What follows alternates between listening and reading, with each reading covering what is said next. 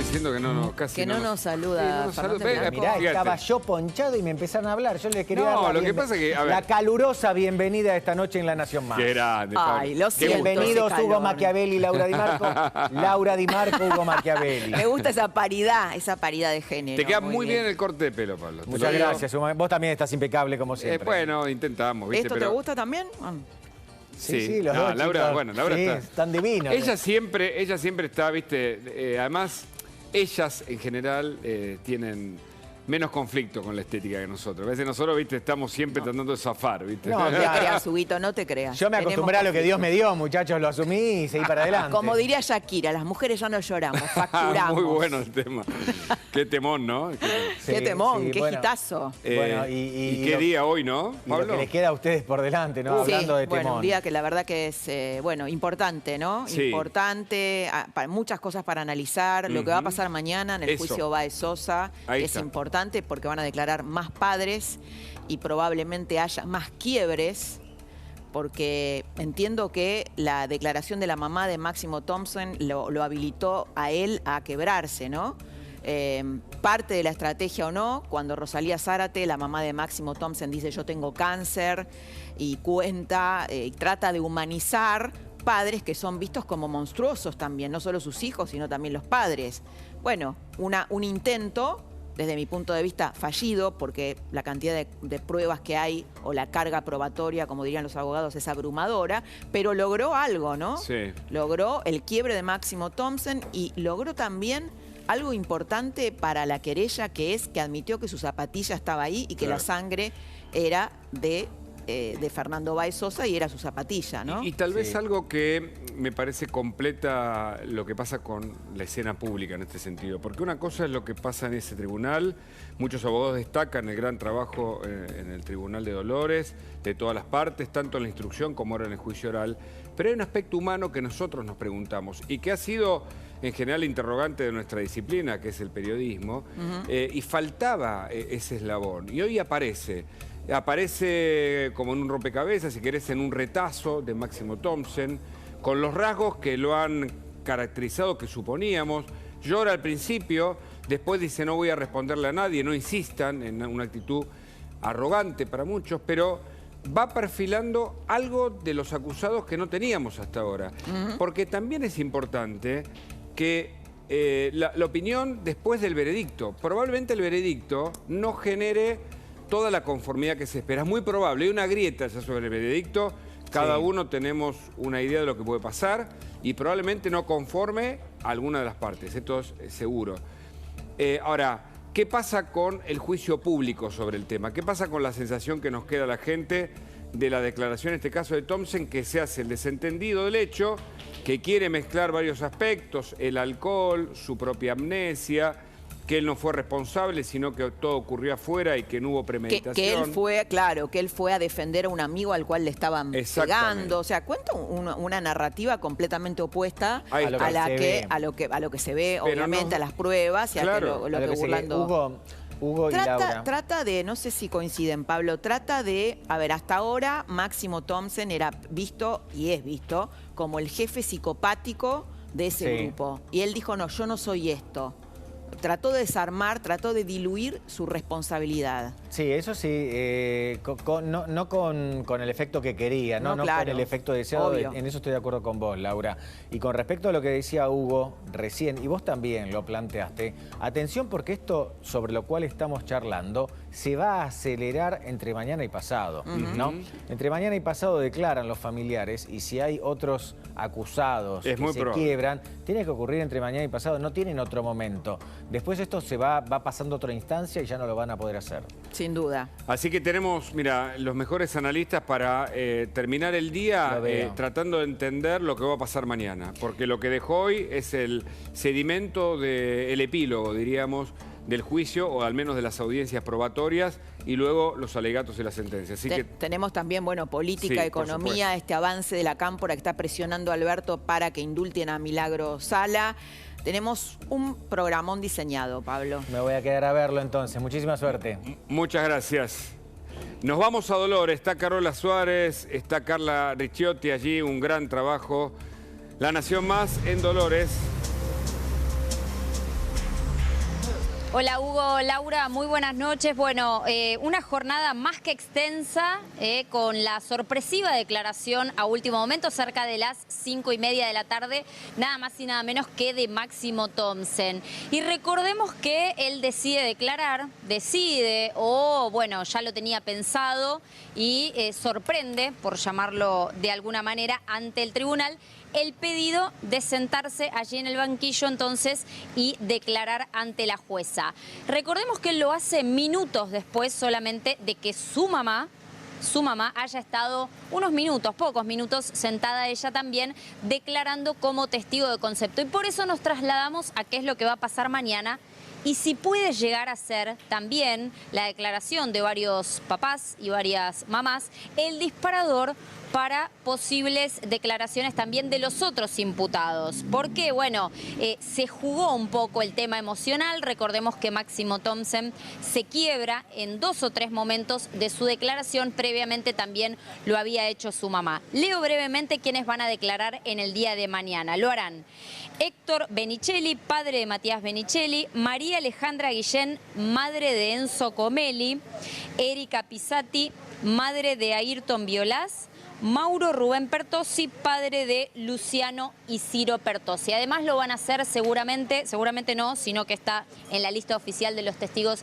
en el día de mañana, algunos peritos psicológicos, también peritos psiquiátricos, que obviamente van a hablar de diferentes características que presentan los imputados. Así que atención, porque recordemos que si ellos, el resto de los 7 imputados, quieren hacer algún tipo de declaración, quedan solamente las posteriores 48 horas para que puedan hacerlo. Carola, excelente la cobertura. Excelente. Volvemos con vos en cualquier momento. Muchísimas gracias, hasta luego. Bueno, tenemos en el piso un abogado, Roberto Castillo, y una psicóloga, Elvesia Trigo, y por supuesto nuestra criminalista Florencia Dorante y Jan Libares, nuestro experto en policiales, que está por allí. Sí, y le pedimos a Jan, antes de escuchar a nuestros especialistas, que nos cuenten los momentos más importantes de la jornada número 11, la audiencia 11 del juicio por el crimen de Fernando Basosa. Jan. Hugo, Laura, muy buenas noches para todos. Inicio de esta tercera semana y vamos a repasar lo más importante que aconteció durante esta jornada. Sin dudas, la palabra de Máximo Thomsen era lo que nos presentaba Carola Suárez y vamos a ir viendo y repasando qué fue lo más importante. La palabra de Juan Pedro Guarino, la palabra de Tomás Colazo. Punto número 1, claramente Máximo Thomsen. Punto número 2, la palabra de Juan Pedro Guarino, que en instantes vamos a repasar cada uno de los textuales muy importantes. Y por último, algo que recién marcaba Carola, ¿no? La palabra de padres, madres, familiares de algunos de los imputados. Uno de los que más resaltó fue la mamá de Blasinali. Seguimos sufriendo ataques. ¿En qué contexto, Laura, Hugo? De que desde el lado de los imputados, como familiares, fueron obviamente apuntados durante 3 años. Eso es lo que remarca la madre de Blasinali, que además está pasando una enfermedad. Y fue más aún dentro de la sala de audiencias porque dijo, la enfermedad que estoy padeciendo es por culpa de Fernando Burlando. Fue uno de los episodios más importantes. Así que, Hugo, Laura, presentación de lo que fue lo más importante y ahora obviamente vamos a desarrollar y a debatir qué se da de este desprendimiento de las palabras, tanto de los que fueron sobreseídos en su momento como la más resonante de la tarde de Máximo Thomsen. Roberto Castillo, buenas noches. ¿Esto es parte de la estrategia que hoy haya hablado Máximo Thomsen? ¿Y tiene alguna posibilidad de cambiar la idea del jurado de las pruebas en contra de los acusados? ¿Qué tal? Buenas noches a todos. En principio, bueno, hacer una salvedad y pedir quizás las disculpas del caso, porque cuando uno habla de una situación tan sensible para la familia, no lo hago en lo más mínimo en lo personal, sino que lo hago pura y exclusivamente desde un aspecto técnico y quizás desde un aspecto como ciudadano que convive en esta sociedad. Yo estoy de alguna manera en contra de la violencia con la cual se están pronunciando la sociedad en sí misma sobre una situación que ya es violenta, porque creo de que hay un homicidio de un joven, lamentable homicidio, que nos podría de alguna manera reconstruir como sociedad y discutir desde otro lugar y con argumentos, posiciones que desde el aspecto emocional son absolutamente repudiables, pero cuando hablamos técnicamente quizás mi posición la voy construyendo en función del juicio, porque lo voy viendo, lo voy siguiendo, y quizás no es la noticia deseada de la sociedad que espera una perpetua porque se le ha puesto a la sociedad, en función de la querella y el Ministerio Público Fiscal, la vara muy alta y la sociedad está esperando una perpetua. Y yo considero de que los agravantes de la perpetua en principio no se dan, porque son cuestiones técnicas, es decir, ya está estudiado. ¿Qué es lo que no se darían los agravantes de la perpetua? Por ejemplo, cuando hablamos de premeditación, la simple distribución de roles no es premeditación. La simple distribución de roles, donde yo voy a pegarle, una de las personas va a pegarle a 2 amigos de Fernando y 3 o 4 van a pegarle a Fernando, bueno, ahí lo que están haciendo es, yo le voy a pegar, pero no para matarle, voy a pegar para que esos amigos en la cabeza de estos chicos no le vayan a pegar a mi amigo. Bueno, esto es lo que trató de mostrar hoy Máximo Thompson, ¿no? Que él se metió en la pelea porque alguien le pegó a él y empezó a dar patadas. Bueno, también hay otra cuestión. La construcción que se hace sobre Máximo Thompson, que es mostrar que es una persona violenta, a él le da una posición del abogado defensor que es para el alegato, que va a decir, a pesar de que él dio muchas patadas y se iba peleando de boliche en boliche, nunca mató a nadie. Y cuando vos quitás la intención, cambia sustancialmente la expectativa de pena, porque puede ser un homicidio preterintencional que pasa de 2 a 6 años. Entonces, ¿qué es lo que se está discutiendo acá? ¿Es él tuvo la intención de matar o tuvo la intención de agredir físicamente porque era su conducta? Reitero, absolutamente reprochable, pero también tengo que decir que me parece que como sociedad no podemos responder con violencia ante un acto donde nos están viendo todos los chicos y están viendo cómo termina resolviéndose este juicio. Tenemos debate esta noche, evidentemente. Debate, sí, tenemos sí. debate porque la posición del doctor Roberto Castillo, que es abogado, de algún modo está pensando en que no hay esta concurrencia, esta coautoría funcional que tanto se ha discutido desde el principio por la cantidad de pruebas. Pero es interesante, pero también está con nosotros Alvesia Trigo, ¿no? Exacto, y yo quería un poco, bueno, tal vez que, bueno, haya un contrapunto o no lo sé, porque la verdad que este grupo de rugbyers venía teniendo conductas violentas, había mandado gente al hospital en Zárate, y lo que entiendo, licenciada, es que la violencia es como, bueno, como la violencia de género, ¿no? Como una crónica anunciada, va increyendo. En principio lo que me gustaría consultarle es cómo vio las declaraciones de Máximo Thompson, que lo podemos, lo podemos rever o lo podemos ir revisando con Jean Libares. A ver, algunas de las frases. Algunas de las frases, sí, claro. Jean. Sí, Hugo, bueno, vamos a comenzar a repasar entonces algunas de las frases más importantes. Obviamente, cuando lo disponga la producción, yo creo que la más soslayable, la más importante, es esta.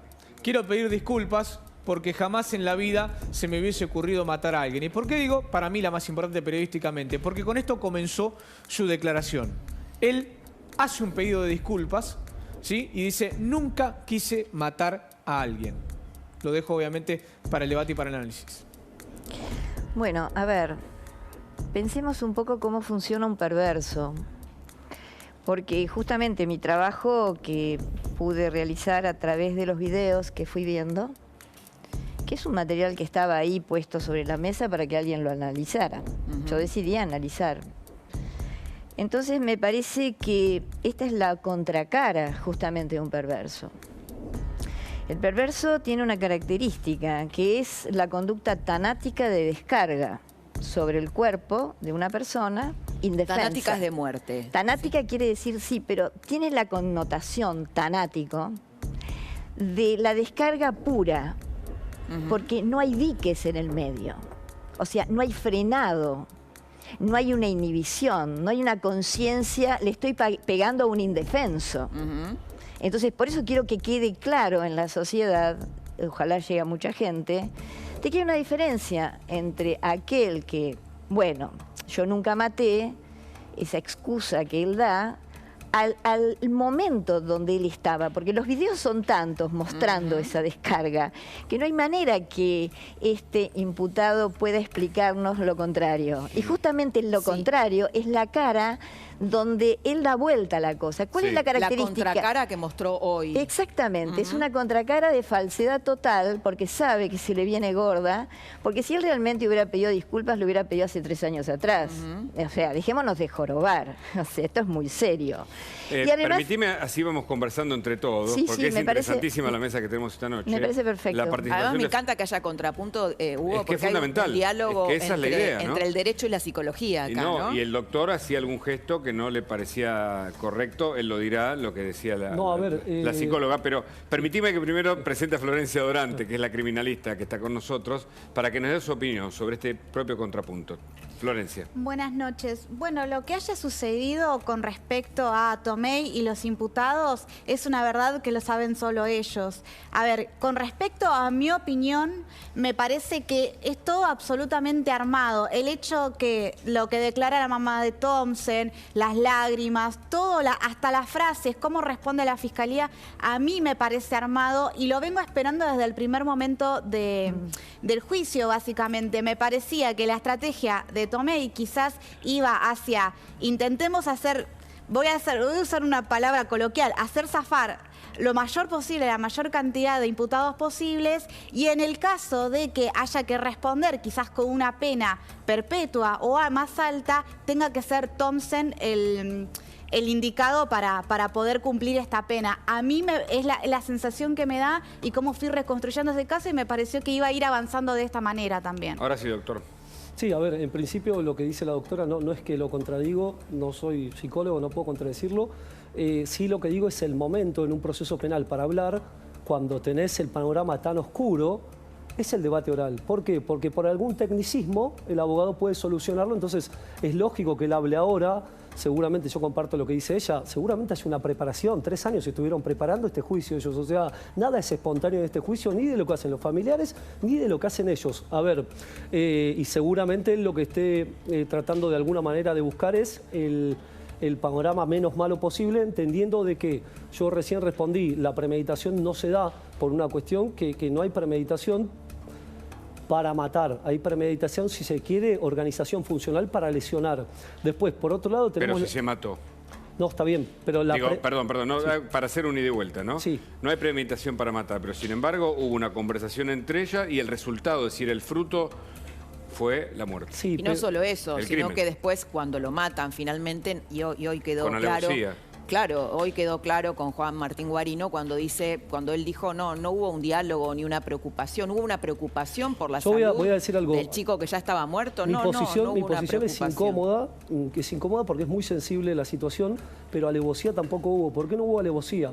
Porque lo que dicen, la alevosía que dicen es la reiterancia de golpes, pero no. La alevosía funciona distinto, es decir, si yo tengo un arma para pegarte un tiro y matarte, y te pego un tiro en una pierna, un tiro en la otra, ahí estoy teniendo alevosía porque tenía la posibilidad de matarte de manera directa. Entonces tuve ensañamiento y alevosía. No, la alevosía acá no se da, ¿por qué? Porque los golpes fueron necesarios para el resultado, que era muerte. Entonces... Pero 8 contra 1, ¿no es alevosía? A ver, no, eso no es alevosía. La alevosía es actuar sobre seguro, es decir, yo te puedo matar con un disparo en el corazón y elijo hacerte sufrir. Eso es alevosía y ensañamiento. ¿No hubo un daño en el cerebro que es una parte a la que no se llega nunca, para la cual se requieren muchos golpes? Pisarle la cabeza y dejar la marca en la mandíbula, en el cuello. La marca no significa... Todo eso no es alevosía. ¿Por qué? Porque si no hacían todo eso, no terminaba con el resultado de muerte. Fue el elemento que ellos utilizaron para matar. Bueno, pero es un elemento subjetivo. Puede ser considerado por el tribunal como alevosía. Lógico, todo puede ser considerado. Okay. A ver, pero yo me pongo en esta escena, ¿no? De la zapatilla que hoy reconoció Máximo Thompson. Hay que estar ahí aplastándole la cabeza a alguien que ya está muerto o que se está por morir, que te pide por favor que no lo mates. Y digo, porque eso también, ¿eso nunca les hizo ruido? Yo vuelvo a este punto y me parece fundamental. Y lo fundamental después de toda esta situación es reconocer que vivimos en una sociedad violenta. Es decir, yo hice un trabajo simplemente, como soy abogado penalista y revisé, me puse a ver videos de YouTube de salidas de boliche y peleas, y vi y encontré infinidad. De hecho, hubieron programas de televisión destinados a ver cómo salen las personas alcoholizadas de los boliches y se pelean. De hecho, yo puse la baliza mala acá en la esquina y me dijeron cualquier cantidad de cosas de manera violenta y desproporcionada. Pero no es justificar un hecho. Pero no estoy justificando. Lo que estoy tratando de hacer es decir, nos tenemos que hacer cargo por encima de la condena. Son 25 años, que sean 25 años. Son 35, que sean. Pero tenemos que, como sociedad, hacernos cargo de que vivimos en una sociedad violenta y a partir de eso tratar de cambiar. No solamente decir, no me gusta, porque puede haber gente que no le gusta que yo diga que puede ser un homicidio en riña. Y la pena es una pena con un máximo de 6 años. Ahora, estamos en dos opuestos. El doctor que habla de un posible homicidio en riña y la doctora, la licenciada, que habla de rasgos de perversión, de juegos tanáticos y doctora. No, además de los antecedentes, ¿no? Digo, claro. Esto, lo que pareciera es que es crónica de una muerte anunciada. Eran chicos además con un historial, hablaron maestras de estos chicos, con un historial conflictivo escolar. Claro. A ver, la ley tiene un problema y los abogados y la justicia se van a tener que hacer cargo. ¿Cuál es el problema que tienen? En Estados Unidos una muerte es una muerte y ya está, se lo juzga por la muerte. ¿Por qué hay que justificar acá o tener que probar la alevosía y la intencionalidad? Creo que eso hay que cambiarlo. Creo que hay que cambiarlo, porque me parece que no es necesario tener que justificar una muerte. La muerte es una muerte, lo mataron indefenso. No es una pelea en riña, como dice acá. Hablemos de uno y podemos conversar. Sí, doctor, a ver, uno y uno. Está perfecto lo que dice y mucho más para que la gente lo entienda. La calificación es residual, es decir, yo en el juicio trato de acreditar un homicidio simple, de 8 a 25.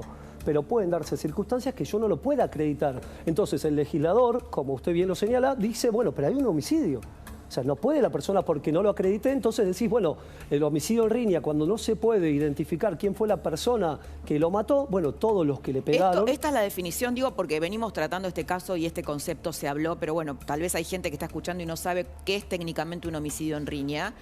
Y versus la coautoría funcional. Sí, un homicidio en riña fundamentalmente es terminar con la vida de una persona, pero tiene que haber un ataque y una defensa. Por eso acá no se da en riña, porque no hubo defensa según lo que establece y lo que posiciona la querella. Es decir, le pegaste, lo tiraste al suelo y lo remataste. Y nunca quiso hacer eso, ¿no? Quiso decir que recibió un golpe afuera y que reaccionó conforme a eso. Bueno, pero hay otro artículo que es el que hablábamos recién. En riña puede ser hay una parte del artículo que es en riña. Hay otra parte que dice cuando el sujeto activo te pega y vos solamente ponés los brazos para no dejarte avasallar, pero no respondés. Hoy, perdón, uno de los amigos de los chicos le preguntaron, ¿lo viste en algún momento a Fernando atacando? No. Entonces, ¿dónde está la riña? No, bueno, no hay riña, pero tampoco hay intención de matar. Es decir, que acá presten especial atención. ¿Por qué? Porque el artículo lo que dice es, si la persona con la intención de lesionar el cuerpo termina con la vida, el ejemplo que nos dan en la facultad es, yo me tiran una piña, la esquivo, le pego una piña, se cae y se da la nuca contra el cordón. Ese es el claro ejemplo de la facultad. ¿Vos lo quisiste matar? ¿Saliste a matar? ¿O él te pegó una piña? Pero vos le no muere Perdón, muere por la patada, para entender la calificación legal de qué significaría en ese supuesto. Podemos, antes de su respuesta, escuchar a Jan Libares, que tiene otra frase más, y queremos escuchar al abogado a Fernando Burlando. Pero primero la frase a la salida de la audiencia. Dale, porque justamente de esto recién se estaba refiriendo el doctor Roberto Castillo, ¿no? Propiamente de la pelea. Cuando entré a la ronda, recibí el golpe y pegué 1 o 2 patadas. No sabría a quién ni cómo. ¿En qué contexto? Hugo, Laura y a todos, obviamente. Él dice, en la escena del crimen, cuando se origina la pelea, yo entré porque vi a mis amigos que se estaban peleando. Recibo un golpe, que es lo que no puede acreditar a lo que se refería Fernando Burlando, y pegué 1 o 2 patadas. No sabría a quién ni cómo. Seguimos repasando otra. Claro, ahí lo que hace es, bueno, yo entré incluso hasta en un rol heroico, quise defender a mis amigos. Esto es lo que está diciendo, ¿no? Licenciada, a ver, o la frase Burlando y la licenciada, por favor. Después del boliche, me fui a dormir porque para mí fue una pelea. Un abrir y cerrar de ojos. Me levantan diciendo que estaba la policía afuera. Esto es el después, ¿sí? A ver, Fernando Burlando, lo que dice. Sí. Y vamos a repasar la última frase. Al otro día supe lo que había pasado. Cuando la policía nos dijo, ¿ustedes saben por qué están acá? Ustedes mataron a un pibe. Y Máximo Thompson se descompone y me puse a vomitar, es lo que declaró en una de las tantas frases hoy en la sala de audiencia. Bueno, vamos a ver, después le vamos a preguntar a la licenciada que por qué dijo me puse a vomitar. Pero vamos a escuchar a Fernando Burlando qué dijo a la salida de la audiencia. Fue una audiencia interesante y desde el punto de vista probatorio creo que refleja la desorientación absoluta que tiene todo este grupo de asesinos, confrontando con todas las pruebas que hay en la causa en contra de ellos. ¿Cuál es la estrategia? No, a ver, vos pensás que Thompson declara y dice que alguien le pegó, que no sé, en cuántas horas de video, ya lo vieron ustedes, lo vimos nosotros, nadie en ningún momento vio que alguien, pero ni siquiera pero lo toque a Thompson, nadie. Y de golpe y porrazo decir que vio que le pegaban a sus amigos, que le hicieron un círculo, eso lo vio solamente él en su imaginación y no sé en qué otra imaginación, realmente es una locura. Licenciada, quería decir. No es una locura, o sea, no es que no sea una locura, es en todo caso una narrativa que está preparada, evidentemente, para poder, como decía acá la criminóloga, zafar de una situación sumamente grave. Ahora, yo creo que tenemos un problema. Primero, acuerdo con el doctor que este es un tema muy delicado. Les cuento lo que me pasa en la clínica con mis pacientes. Están los que se angustian, están los que no quieren saber del tema y están los que están tan irritados que ya los quieren más o menos ver ahorcados. ¿Pacientes suyos con relación al caso Baezosa? Sí, porque esto es tema del consultorio todo el tiempo. La gente va con... totalmente angustiada. ¿Y por qué se angustia la ciudadanía? Porque los que no se angustian son los imputados. Justamente el gran tema que tienen los perversos es que a la presa, porque se llama presa, lo llenan, digamos, de todo o sea, proyectan sobre esa presa como que algo les hubiera hecho terrible, tremendo. Entonces necesitan avasallarlo, atacarlo, humillarlo.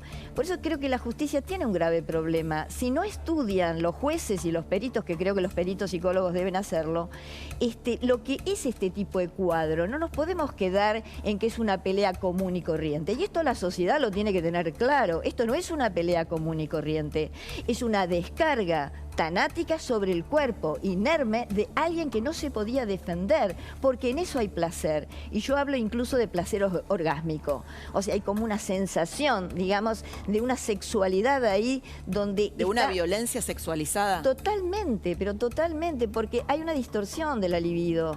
O sea, lo que no ha podido este grupo, no sé la mayoría, pero por lo menos lo que se ve en la conducta, es haber podido armar, yo lo vengo planteando, la corriente tierna. O sea, toda esa ternura que los padres tienen que, y los tutores y encargados, enseñar, y enseñar lo que está bien del mal.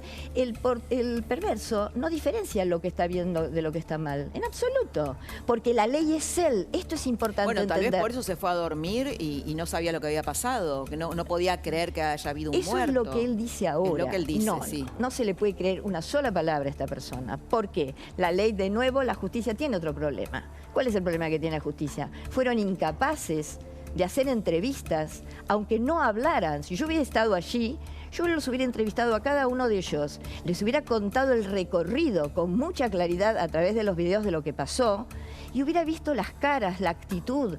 A ver, lo que decías vos, Hugo. ¿Cómo se ponían de alguna manera? Psicológico que no está, pero evidentemente porque la ley de nuevo, pero es si cómplice, la ley es cómplice, porque les permite no declarar, les permite no hacer las pruebas técnicas, les permite de alguna manera que zafen de alguna forma, y eso no corresponde. Florencia. Permiso, Todo bien. A mí me parece que lo que está planteando, digamos, a ver, responde a una garantía constitucional. Dentro de todo lo que es la defensa, ellos tienen derecho a hacer algo que no los perjudique o no los autoinculpe. Me gustaría tomar una posición neutral entre el doctor y la licenciada y tomar... Buenísimo. Está muy bien. Tenemos todas las voces. Tratar de tomar, digamos, verdades que dicen constantemente ambos, en el sentido de que es verdad, esta es una causa completamente mediatizada, que tiene que ver mucho con la influencia de la sociedad en este momento. Todos los fines de semana, lamentablemente, vemos lesiones graves, gravísimas, homicidios, a la salida de un boliche, ataques, y no se da la repercusión que se da en este caso. Eso es una realidad, ni tampoco mucho menos se termina pidiendo quizás una prisión perpetua. Otra vez van a lesiones en riña, homicidio simple con agravantes. Digamos, esto es una causa muy mediatizada. Sí, pero eso es normal, esto lo estudia la casuística, es normal. Cada tanto algún hecho reúne todas las condiciones y es adoptado por la sociedad como tal, merece explicaciones más complejas. Por supuesto que hay un montón de otros hechos que se parecen, pero ninguno con todos los condimentos que tiene. Por eso estamos tan imbuidos ahí. Es que a mí no me parece mal, Hugo, en este sentido. A mí me parece muy bien que estemos repudiando esto y que estemos pidiendo una condena ejemplificadora en todas las causas. Hay abogados que me dicen, no existen condenas ejemplificadoras.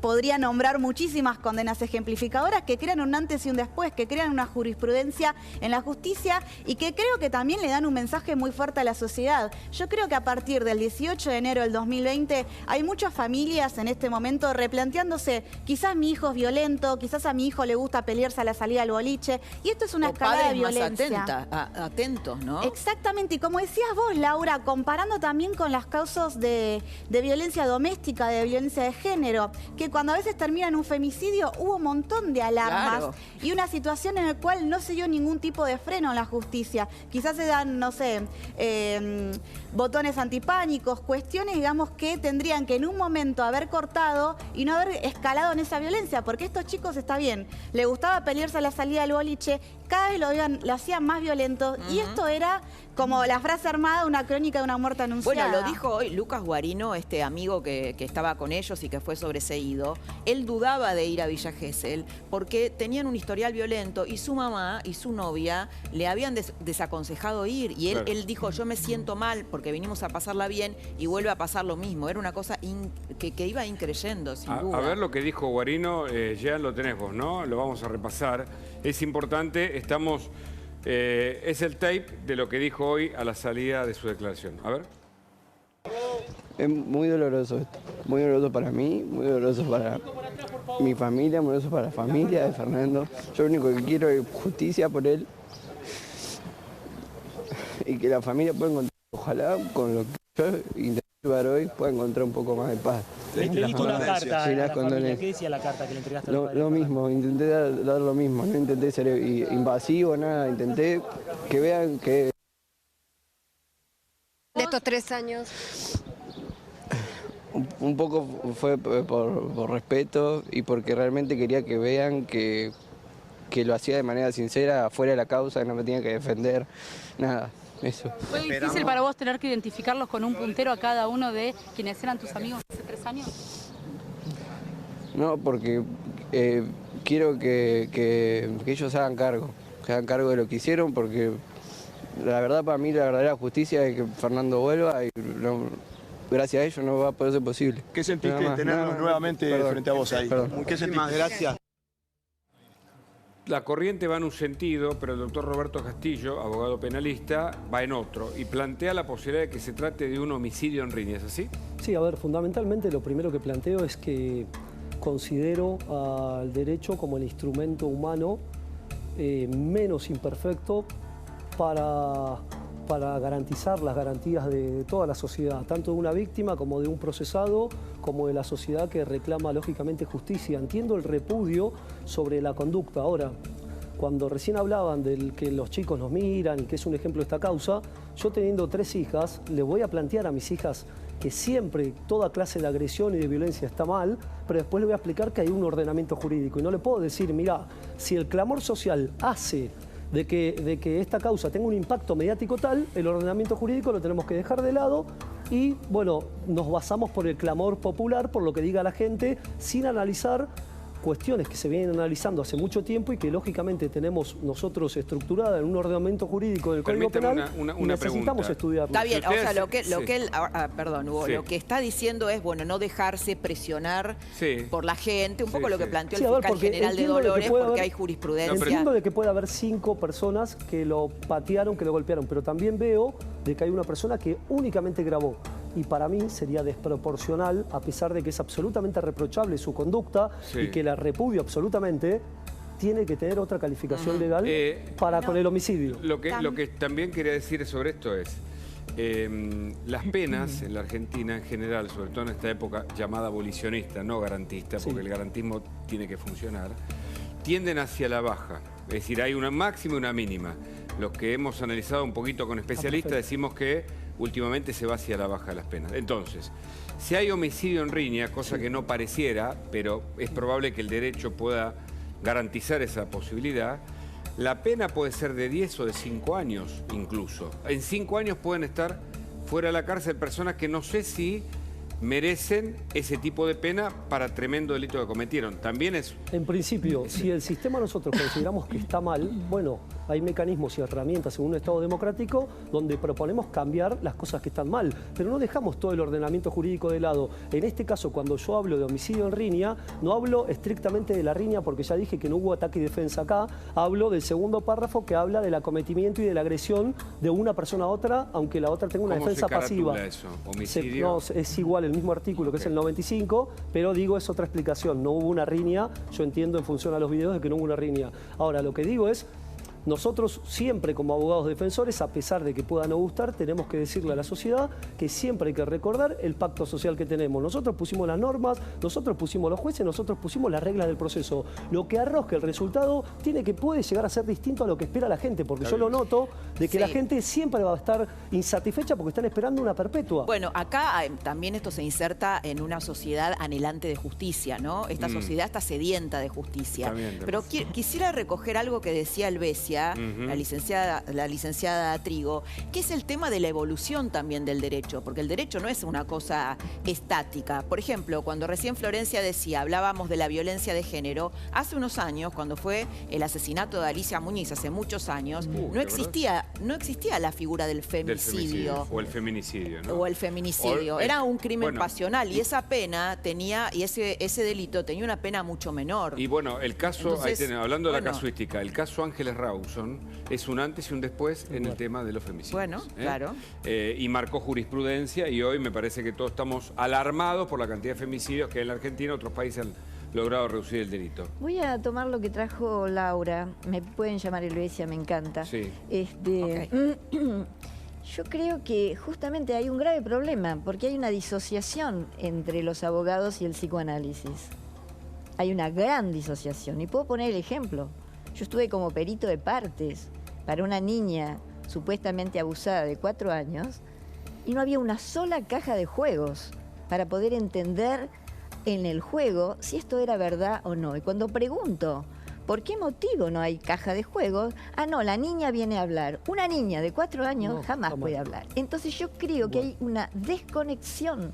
Cuando yo le planteo a la sociedad que por favor empiece a ver las conductas, es justamente porque este grupo se basa sobre el cuerpo, abusa del cuerpo, en esta descarga descontrolada donde aún el que está con el aparatito ese grabando, podría haber tirado el aparatito al demonio y haber dicho paren, pero ninguno pudo reaccionar. Entonces me parece que la justicia va a tener que hacer un mea culpa profundo, doctor, muy profundo, de ver qué les pasa que no aprenden a ver cómo es el funcionamiento psicológico, no solamente jurídico, porque acuerdo con usted, está la ley, hay que respetarla. Ellos tienen un juicio justo, pero Fernando no tuvo la posibilidad de una defensa justa. Bueno, sí, esto es lo que suele pasar generalmente en la televisión, que yo lo veo desde afuera y por eso no hay debates que nos puedan enriquecer. Si la doctora habla desde un lugar emocional, yo voy a compartir y voy a coincidir en todo lo que decimos. Perdón. Si ella me dice no, pero es importante lo que está diciendo. Perdón. Yo no hablo de un lugar emocional.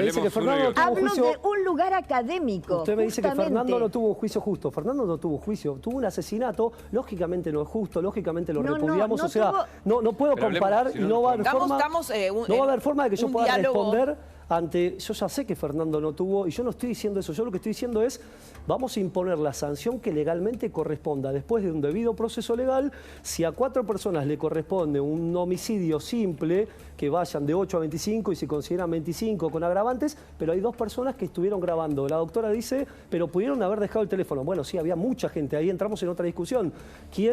Los seguridad también estaban en la puerta y no se acercaron, no lo sé. Bueno, pero no se está investigando eso, se está investigando hecho y prueba. En derecho es hecho y prueba, el hecho es este. Me dio una comparación de una víctima de abuso menor de edad, yo le recomiendo, ahí lo tiene que denunciar, si no está, porque la Cámara Gesell ya está estructurada, cómo se debe darse. Entonces, esas son cuestiones que tienden a confundir el debate. Yo lo que estoy diciendo es lo que corresponde, pero lo que corresponde legalmente. Nosotros no podemos dejar todo lo que construimos a nivel derecho de lado porque nos genera bronca. Claro que nos genera bronca, pero somos personas civilizadas que atendemos el raciocinio por encima de las emociones. Perdón. Bueno, interesante todas las miradas, la criminalística, la abogacía, el derecho, un crimen complejo, Hugo. Vamos con Carola, que está en Dolores. La tenemos a nuestra colega Carola.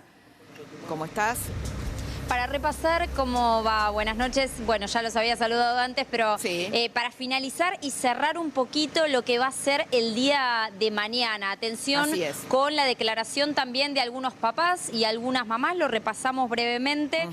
Van a declarar Héctor Benicelli, padre de Matías Benicelli, María Guillén, madre de Enzo Comelli, Erika Pisati, madre de Ayrton Violás, y Mauro Rubén Pertossi, padre de Luciano y Ciro Pertossi. Atención porque hay que ver, lo decíamos más temprano, si esto no puede funcionar como una especie de disparador para que también alguno de sus hijos, alguno de los otros 7 imputados, excluyendo a Máximo Thompson, que recordemos que decidió prestar declaración en el día de hoy, puedan llegar entonces a hacerlo en el día de mañana también alguno de los 7 imputados. 7:45 aproximadamente llegan los imputados, son traídos en los móviles del servicio penitenciario de aquí de la zona de la localidad de Dolores y alrededor de las 8:30 empiezan a llegar los abogados de la querella, los fiscales y después sí, entre las 9 y las 9:30, bueno, hoy abro un paréntesis, se retrasó un poquito porque el doctor Fernando Burlando había tenido un inconveniente y no pudo llegar a la hora pautada, pero en general entre las 9 y las 9:30 arranca entonces la audiencia, la jornada número 12 por el juicio por la muerte de Fernando Báez Sosa aquí en la localidad de Dolores. Algo que quiero preguntarte, que vos estás ahí cuando uno está cubriendo, se lleva un montón de sensaciones, de impresiones que a veces son difíciles de transmitir. Cuando declara la madre de Máximo Thompson y cuenta que ella está enferma de cáncer y después dispara el quiebre de su hijo, ¿Cómo lo viviste? ¿Cómo se vivía en la audiencia esa situación? Para serte absolutamente sincera, estaba dentro de la sala, dentro del recinto, nuestra compañera Carla Ricciotti. Obviamente nosotras después, imagínate que hablamos muchísimo entre nosotras. Fue verdaderamente un trabajo en equipo durante todo el día con Mariano Cabrera a la mañana, con nuestro compañero también Fabio Soria. Y la verdad es que se quebró muchísimo la mamá de Máximo Thompson, pero habló muy poco.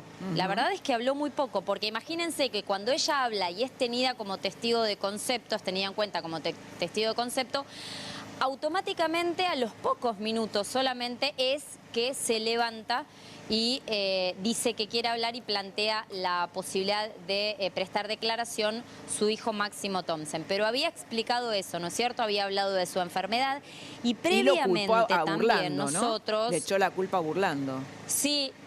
Y también habló de, bueno, culpó también, digamos, de un show mediático, como que los medios también estábamos haciendo, bueno, precisamente, ¿no? Un show y que estábamos agrandando toda la situación en relación a este juicio. Bueno, duró muy poco, muy poco. De hecho, hoy por la mañana cuando llegó aquí, que llegó acompañada de Francisco Thompson, que es el hermano de Máximo Thompson, que también se quebró.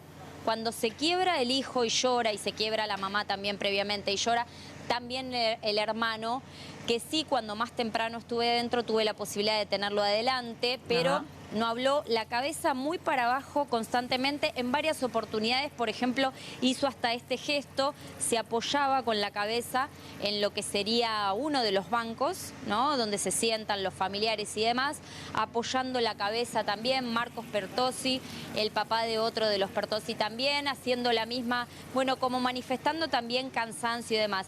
Y quiero aclarar también que Máximo Thompson, teniendo la oportunidad de... Él no estuvo... Cuando él decide declarar, ya los papás habían salido, los papás de Fernando. Ajá, ¿sí? se retiran cuando la escuchan a la mamá, ¿no? A la mamá de Máximo Thompson.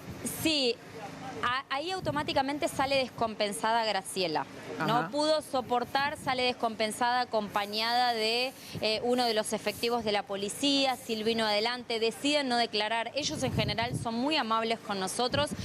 Hoy decidimos, por motus propio, o sea, por parte de manera unánime, por parte de la prensa, decidimos no abordarlos, decidimos respetarlos porque ustedes no saben la imagen tremenda de esta mamá, la mamá de Fernando, que salió muy descompensada. Lo que quería marcar es que en la declaración Máximo Thompson, otra vez, se resguarda él, se defiende él, pero a diferencia, y lo comparo con Guarino, que obviamente no es imputado, pero vino a prestar declaración. Dio sus condolencias a la familia, dijo, ojalá yo hubiese podido hacer algo por Fernando, estoy triste, Carola, dolido y demás. Y digo, él teniendo la oportunidad de hacerlo, no lo hizo. En ningún momento lo hizo. Carola Suárez, muchas gracias, gran trabajo estás haciendo en Dolores. Muy bien, muchas Buenas gracias. noches.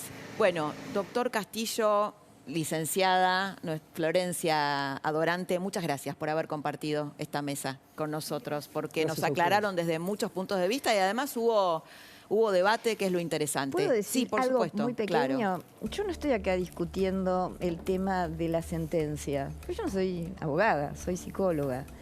Lo que estoy planteando es una cosa que parece ser que es difícil comprender, que es la introducción de lo que es las conductas psicológicas adentro de la ley. O sea, que poder hacer las diferencias y ver si esas diferencias en determinado momento no ayudan también a poder poner las penas que correspondan. Pero no estoy en contra, porque ni sé qué sentencia les corresponde. Estoy hablando de otra cosa, que es aprender esto que vos decías, Laura, a incorporar lo que es la psicología con sus cuadros adentro de las sentencias. Al derecho. Es al derecho, gracias. Interesantísimo. Bueno, es el momento del señor Hugo Machiavelli. Y hablando de psicología, ¿en qué piensa el gobierno cuando decide una medida como la que acordó el ministro Sergio Massa con un... Hago esta pausa para que pensemos cuál es la idea del gobierno para este año, en donde se define el futuro del Frente de Todos o lo que pueda surgir de las internas de las PASO para justamente la candidatura y la alternancia o no que vendrá después de estas elecciones. Este es el dato. La inflación 94,8, es 95%. La inflación que tiene que ir de un 5,1 que resultó en diciembre a un 3% o un poco menos para llegar al 60% que tiene previsto Sergio Massa para cumplir con la pauta del fondo y sobre todo para tener algún tipo de esperanza electoral. Este hombre, Borda, es un hombre que está al menos señalado por actos violentos contra una fábrica de Sarandí. Ya lo vimos, Laura Di Marco lo explicó la semana pasada. Los medios lo replicaron, pero aún así hubo periodistas que el fin de semana notaron a gente de camioneros recorriendo algunos de los hipermercados de las distribuidoras de los mayoristas que van a los supermercados. ¿En qué piensa el gobierno cuando lanza a este tipo de personajes, de hombres de Moyano, a la calle a controlar los precios? Piensa en que evidentemente hay algún tipo de amenaza velada, por eso tal vez una de las que recogió el guante antes que otros fue Lilita Carrió, junto con Mónica Frade y su equipo, presentaron una denuncia. Y también hubo algunas manifestaciones fundamentales de gente de la oposición. Por ejemplo, Horacio Rodríguez Larreta. Bueno, acá vemos, Lilita Carrió. Denuncia por incumplimiento de funcionarios públicos, abuso de autoridad, intimidación pública e instigación a cometer delitos. Mañana van a aportar más información a esta denuncia que fue presentada esta tarde. Entienden que hay una brigada parapolicial, paraestatal, que es ilegal en la Argentina, lanzada justamente para poner algún tipo de, de presión, de amenaza, de apriete. El mundo de los moyanos está rodeado de causas judiciales. Hay causas federales, hay causas de instrucción en la justicia criminal. Varias de ellas surgen por este tipo de acciones de aprietes contra empresas de transportistas. Y ya sabes, ¿no? Algunas de ellas van a ir a juicio oral.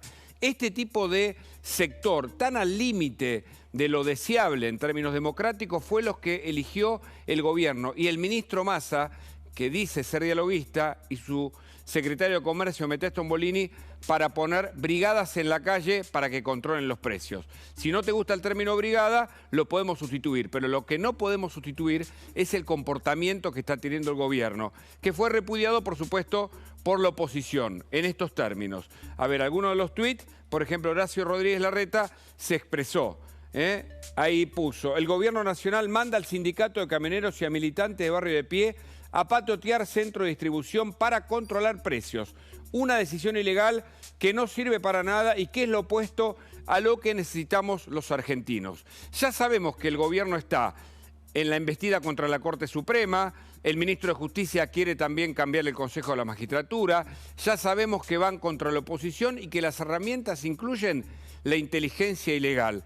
¿Hacia dónde va el gobierno con este tipo de medidas para controlar la inflación? Algunas declaraciones. También Patricia Bullrich habló y se manifestó. Alguien que ha denunciado a Moyano allá lejos y hace tiempo. Pero acá lo vemos. Aborda recorriendo uno de los hipermercados o de los centros de distribución de precios. Hay inquietud con esto. Hay una denuncia en marcha y varias repercusiones que van a surgir. Por ejemplo, Felipe Miguel, que es el jefe de gabinete del gobierno de la ciudad, también se expresó de esta manera.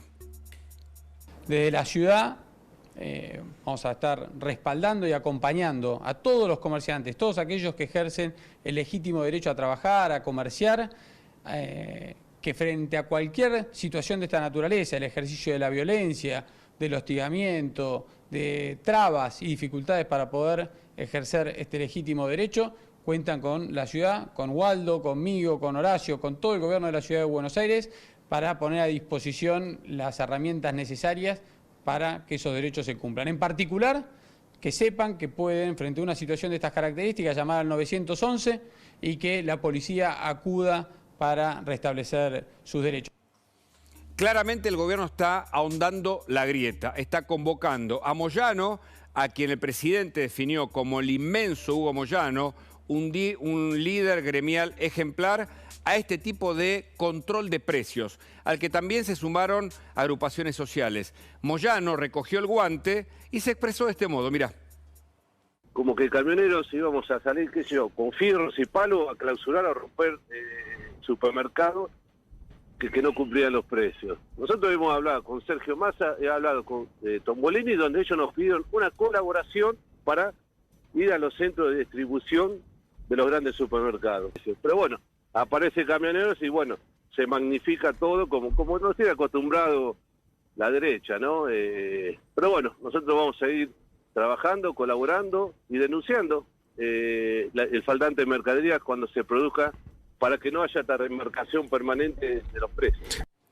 Pero hasta Grabois tuiteó sobre esto. Si lo tenemos, lo miramos, porque genera muchas repercusiones, más allá de la denuncia. Mira. A ver si está el tuit de Grabois. Ahí tenés. ¿Cómo va a ser ilegal que un ciudadano controle que cumplan los derechos del consumidor en supermercados, empresas de cable, internet, celular, aguas, farmacias, prepagas, etcétera? Denunciar abusos de estas empresas que casi siempre perjudican al consumidor es un derecho de todos. Esto decía Juan Grabois. Bueno, habría que contarle a Grabois que el señor Oscar Borda entró hace unos meses a una empresa transportista de un modo muy violento, hirió a 6 personas que las mandó al hospital en una patota de camioneros. Entonces, nosotros naturalizamos barbaridades. Le pegó al dueño de esa empresa por toda esta lucha que tiene Camioneros de pasar a su, digamos, a su estatuto todas las personas que trabajen en logística. Tiene una lucha intersindical con empresas y también con sindicatos. Ahí se explica también la pulseada con Mercado Libre. Es decir, esto democrático no tiene nada. Y es más, Hugo, esto es una avanzada. Dictaduras que nosotros repudiamos, como Venezuela, como Cuba, utilizan este tipo de patotas para controlar precios. Y lo de Borda tal vez se ha incluido la denuncia que presentó Carrió esta tarde. No llegaron a recopilar la información, pero algunas fuentes indican que van a buscar esos antecedentes para sumar a esta denuncia. Veremos si corresponde o no. La justicia tiene algo que decir, pero está con nosotros Álvaro de la Madrid, que también tiene algo para decir sobre el tema. Álvaro, buenas noches. ¿Cómo va? Buenas noches, ¿qué tal? Gracias por la invitación. Bueno, los hombres de Moyano controlando precios. Bueno, es la agenda delictiva del gobierno. Hasta las acciones para controlar supuestamente la inflación son delictivas. Uno ya lo conoce a esto, no es nada nuevo. Es el espíritu antidemocrático de los Kirchner con ya la careta quitada y cometiendo estas tropelías a plena luz del día. Esto ya lo hicieron allá lejos y hace tiempo en Santa Cruz. Es el origen de estos grupos de choque, de estos grupos... El proto-kirchnerismo, ¿no? Claro, estos grupos de tareas, los colectivos piqueteros y camioneros. En Santa Cruz lo hacían con Rudy Ulloa Y con Jaime, Ricardo Jaime en Santa Cruz, era el ministro de Economía, también tuvo otras funciones, y se encargaban de esto, del manejo de la calle y de estas acciones delictivas. Es el origen, en ese entonces, de lo que se denominó las contramarchas. Pero son las acciones... ¿Eran una patota? O sea, ellos tenían una patota en Santa Cruz. Claro, patotas como los grupos de tareas o los encargados de manzana en Cuba, como los colectivos chavistas, que yo he estado en Caracas y he escrito sobre ellos. Es decir, grupos delincuenciales, bandas criminales asociadas con el gobierno para hacer este tipo de tareas. Pero hay una paradoja con el tema de Moyano. Utilizan a Moyano, que es el dueño prácticamente del 95% del transporte en la Argentina, que se hace por tierra y encarece todos los productos y tiene que ver con la inflación.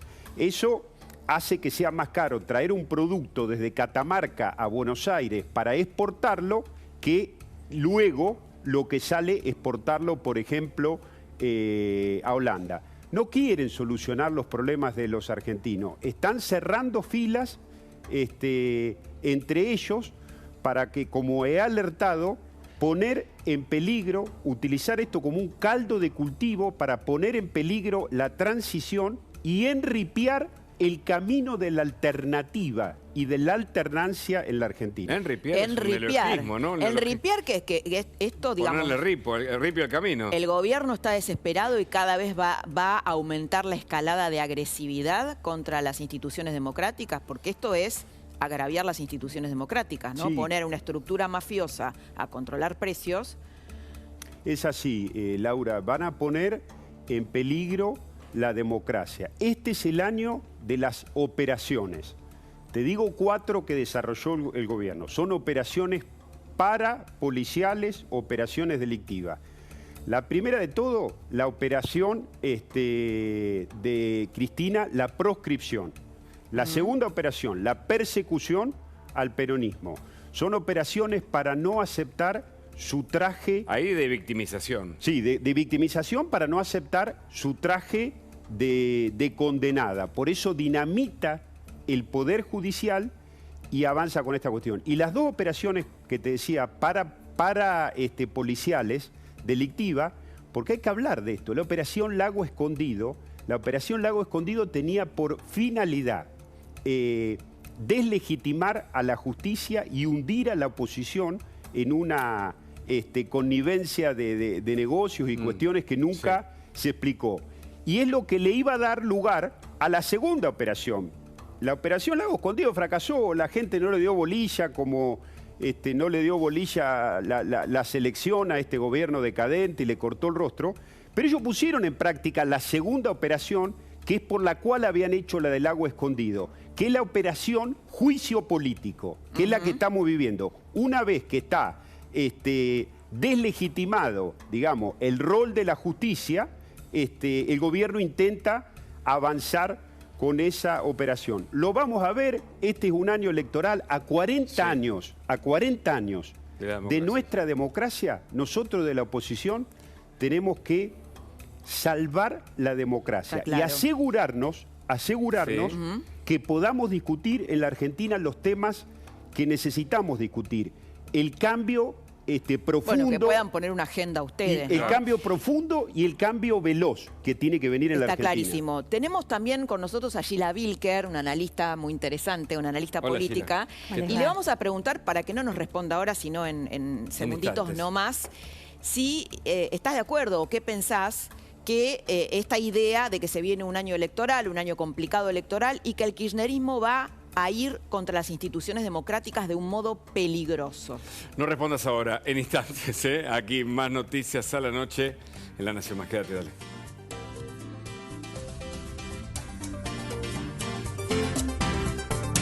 Seguimos en Más Noticias a la Noche. Sabés que es hasta las 24, ¿no? Vamos de 22 a 24 este programa que tiene su segunda semana, ¿no? Su segunda semana. O tercera semana. Su tercera semana. Su tercera semana. Su tercera semana. La tercera semana. Y estamos muy contentos porque vos nos acompañás del otro lado. Y tenemos muy buenos invitados y los temas principales de la agenda de hoy. Bueno, había quedado planteada una pregunta para Gila Bilker, que es un poco lo que había anticipado Álvaro de la Madrid, que si en este año electoral viene una campaña sucia, viene ataques más violentos del kirchnerismo sobre la justicia, ¿cómo estás viendo que puede desarrollarse este 2023, Gila? Bueno, el pedido de juicio político ciertamente es uno de los temas que ha puesto el gobierno en agenda. Yo te diría que acá es una batalla por la opinión pública, no es una batalla que pueda tener resultados luego en la Cámara de Diputados, pero sí instalar un tema que, bueno, que es sensible de alguna manera a los electores también que forman parte del frente y que, bueno, yo te diría, lleva al gobierno a esa zona de kirchnerismo clásico que es, bueno, el adversario no es solo el adversario político, sino corporaciones, medios, justicia, digamos, una serie de actores que por fuera de la política, de la tensión política clásica. ¿Y cómo ha ¿no? impactado, vos que seguís la política desde hace mucho tiempo, cómo ha impactado ese tipo de instalaciones, agenda setting que decimos los periodistas, instala el gobierno con estos temas, con estos fuegos artificios, o algunos hablan de circo, espectáculo político? Hay una sensación, Gila, un poco en la línea de lo que Hugo te está diciendo, que son trucos viejos, ¿no? Que esto que vos estás diciendo de incorporar, bueno, los factores de poder real, los grupos económicos, bueno, todo este andamiaje ideológico del kirchnerismo, yo lo veo en sepia, ¿no? Porque los problemas de la Argentina son tan graves que tal vez esto puede impactar en el núcleo duro, pero en el resto de la sociedad, que no llega a fin de mes y que hay un empobrecimiento de la clase media muy manifiesto, ¿tienen algún efecto estos trucos? Mira, yo te voy a decir algo, una idea a priori, digamos, ¿no? Por lo general, diciembre, enero y febrero son meses esquivos a la política, ¿no? Son meses donde la ciudadanía suele ser más benévola con los oficialismos, no importa de qué color sean, es benévola básicamente porque tiene la cabeza en la escena de las fiestas, la escena de las vacaciones, una especie de paréntesis. O sea, yo te diría, son meses de pausa, de relativa benevolencia, en este caso intensificado por la Copa del Mundo. Entonces, tenés una escena donde, bueno, las evaluaciones que nosotros hagamos en estos 3 meses, yo creo que empiezan a subir de tono, ¿no? Digamos, como que suben el volumen recién en marzo. Ahora vos fíjate. Entonces, esto es algo que es como una especie de punto de partida. Yo tengo la impresión de que es difícil, sobre todo para ese elector más blando, más intermedio, no el núcleo duro, más cercano al gobierno, digamos, es difícil, en principio, explicar, ¿no? Digamos, cuál es la escena. También es cierto que hoy acá hay un tema,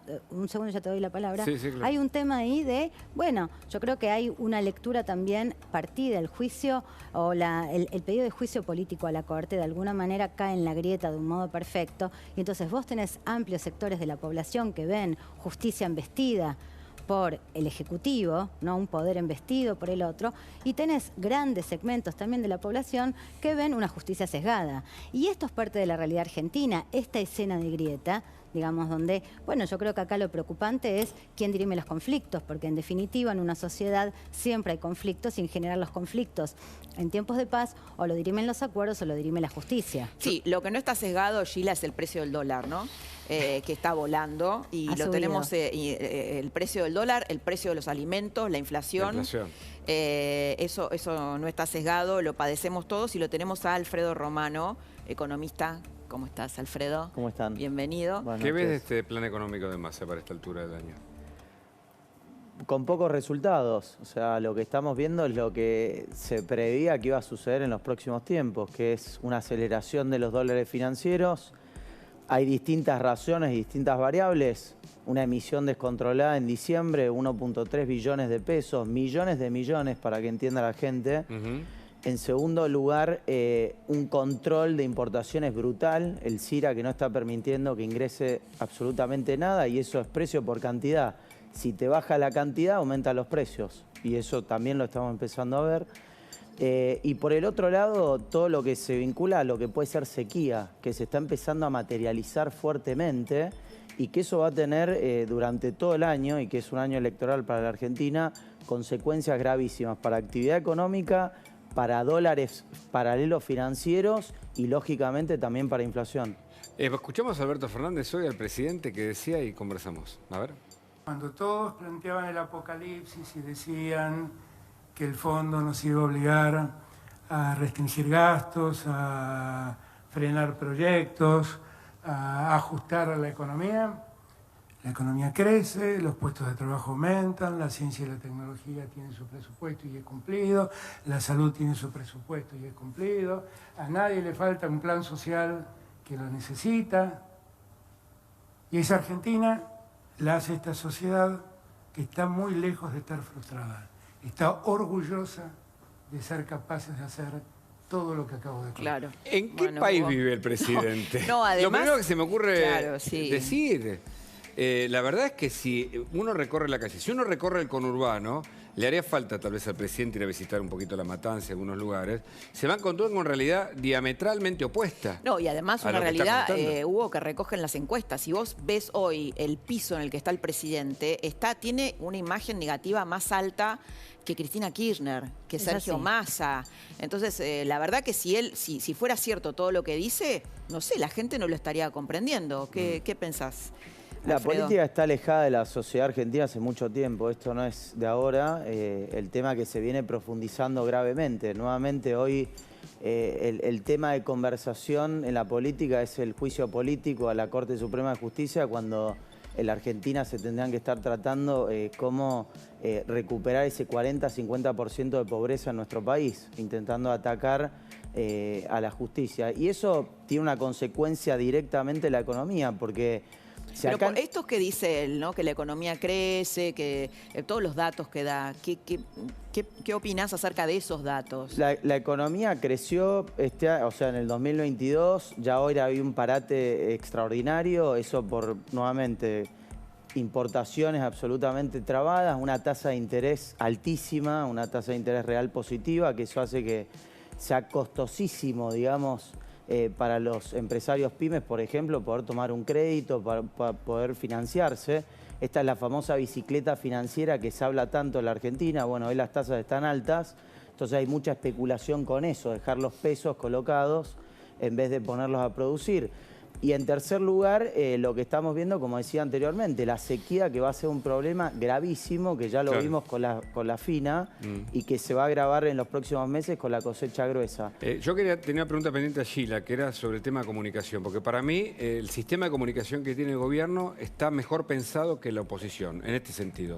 A ver. Está desde Santa Cruz planeado, tiene medios oficialistas, tienen canales formales y otros más informales. Hay que seguir algunos canales de YouTube. Digamos. O el de Taijade, por ejemplo. Por ejemplo, el Cohete a la Una. Bueno, el de Berbisky, ¿no? Que esos son más para la micromilitancia, pero tienen toda una agenda programada. Esto que decías vos también. Lanzan una actividad política, lo replican, tienen sus soldados allí que reafirman. Y el presidente que también te cuenta una historia que no vemos en la realidad. Te preguntaba, Gila, ¿esto funciona ante la opinión pública para vos o la gente hoy está más informada, emancipada y se da cuenta? Mira, tenés una nueva dinámica de consumo mediáticos que es de burbuja, ¿no? Digamos, que es parte de la dificultad para la convivencia. O sea, yo creo que esta nueva forma de consumo tan, yo te diría, de espejo, ¿no? Digamos, donde por lo general la ciudadanía tiende a consumir medios que estén más cercanos a su postura. Bueno, esto es lo que está pasando con la dinámica de consumo de medios. También es cierto que hay un segmento muy importante de la población que plantea, por lo menos en nuestros estudios, esto se ve con mucha claridad, la gente lo que dice es, yo miro todas las campanas, ¿no? Con lo cual, de alguna manera, pone etiquetas sobre los distintos medios. Este es un medio oficialista, este es un medio antioficialista. Sí. ¿No? Y hay algo de eso que se pone en juego. Ahora la pregunta es, ¿eso favorece la escena democrática? ¿No? ¿Lo favorece? ¿Favorece la convivencia? Bueno, pareciera que la dinámica, esta nueva dinámica de consumo de medios, bueno, es un problema para la convivencia democrática, para la convivencia de los argentinos. ¿Al gobierno le sirve? Esto es lo que me pregunto. Mira, al gobierno le sirve. A ver, está claro que hay una serie de medios que están identificados como oficialistas, eso sin lugar a dudas, así como hay medios que están identificados como opositores, ¿no? Digamos, lo que yo diría es, bueno, cómo se consumen las noticias y cuál es el nuevo estatus de la verdad cuando, bueno, sobre la información que aparece o sobre sobre todo sobre la información, porque las opiniones son las opiniones, digamos, cuando esa información aparece tamizada por el sesgo de la cercanía política, ¿no? Digamos, por supuesto, en un modelo donde pareciera que hay medios que presentan una campana y medios que presentan otra campana, por supuesto, los distintos actores tendrán sus voces. ¿Le sirve o no le sirve? Bueno, a juzgar por el lugar que tiene hoy. En términos electorales me lo pregunta, perdóname. Claro, si funciona, si es efectivo, ¿no? Claro, si es efectivo. Porque, a ver, Gila, yo pienso esto. Los jóvenes hace 10 años, 15 años estaban identificados con el kirchnerismo. Hoy ves que el kirchnerismo pierde en todas las facultades, gana franja morada, los jóvenes son liberales. Hay como una época que se está acabando, ¿no? Que se está terminando. Algo de eso sucede efectivamente. El universo juvenil, que era más cercano al kirchnerismo, hoy, bueno, yo diría, es un segmento con el que el gobierno, bueno, tiene problemas, o por lo menos no tiene el camino tan allanado como lo tenía hace unos años. De hecho, cuando se sigue hablando de los jóvenes kirchneristas, son personas hoy que rondan los 40 años. Claro, 40 o 50, ¿no? Digamos, 40, 40 y pico. 50 años, digamos, 50 y pico. Entonces, lo que vos vas viendo ahí es que esas viejas juventudes, bueno, hoy conforman un núcleo importante de adhesión al oficialismo, pero en la juventud efectivamente están pasando cosas nuevas y el oficialismo tiene problemas. Se me ocurrió la deriva de la izquierda a la que se refiere Sabina, ¿no? Tan desencantado, ¿no? con lo que hizo la izquierda, sobre todo en América Latina. Álvaro. Bueno, uno lo ve al presidente, ve un gobierno desmoronado, ve el ocaso de un gobierno y ve una cosa que es tremenda, el cinismo líquido. Y yo diría cinismo líquido, las palabras que trajo claro, hoy. Pero que uno lo fue que dijiste antes, siguiendo a Zygmunt Bauman, es el cinismo líquido, porque sí, el cinismo... Claro, la época de lo líquido, claro. El cinismo... Política líquida, sí, cinismo líquido. Claro, yo hago la utilización de eso, ¿no?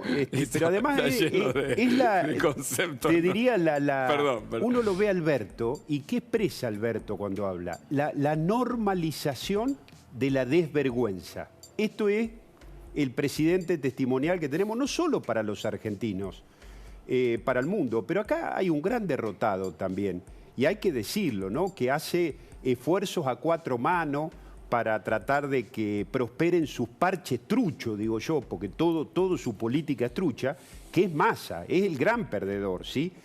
¿Por qué el gran perdedor? Y porque es el gran perdedor en este intento de mostrarse al mundo como la cordura, como una parte civilizada de esta barbarie del oficialismo.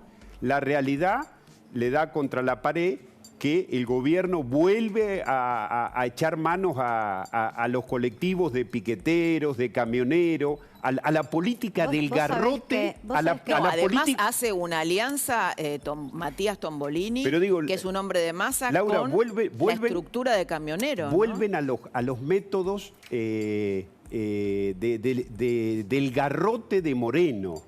Métodos antediluvianos, ¿sí? Fracasados, ya perimidos, que nos llevan, uno ve esto y dice, bueno, estamos a 5 minutos de convertirnos en Venezuela y Cuba, ¿viste? Y yo he estado en Venezuela, y esto hay que decirlo, los venezolanos mismos te lo dicen, y hoy ese proceso incipiente empieza en Argentina. Los venezolanos decían, nosotros nunca... Los que viven acá, los venezolanos decían, nosotros nunca vamos a ser Cuba.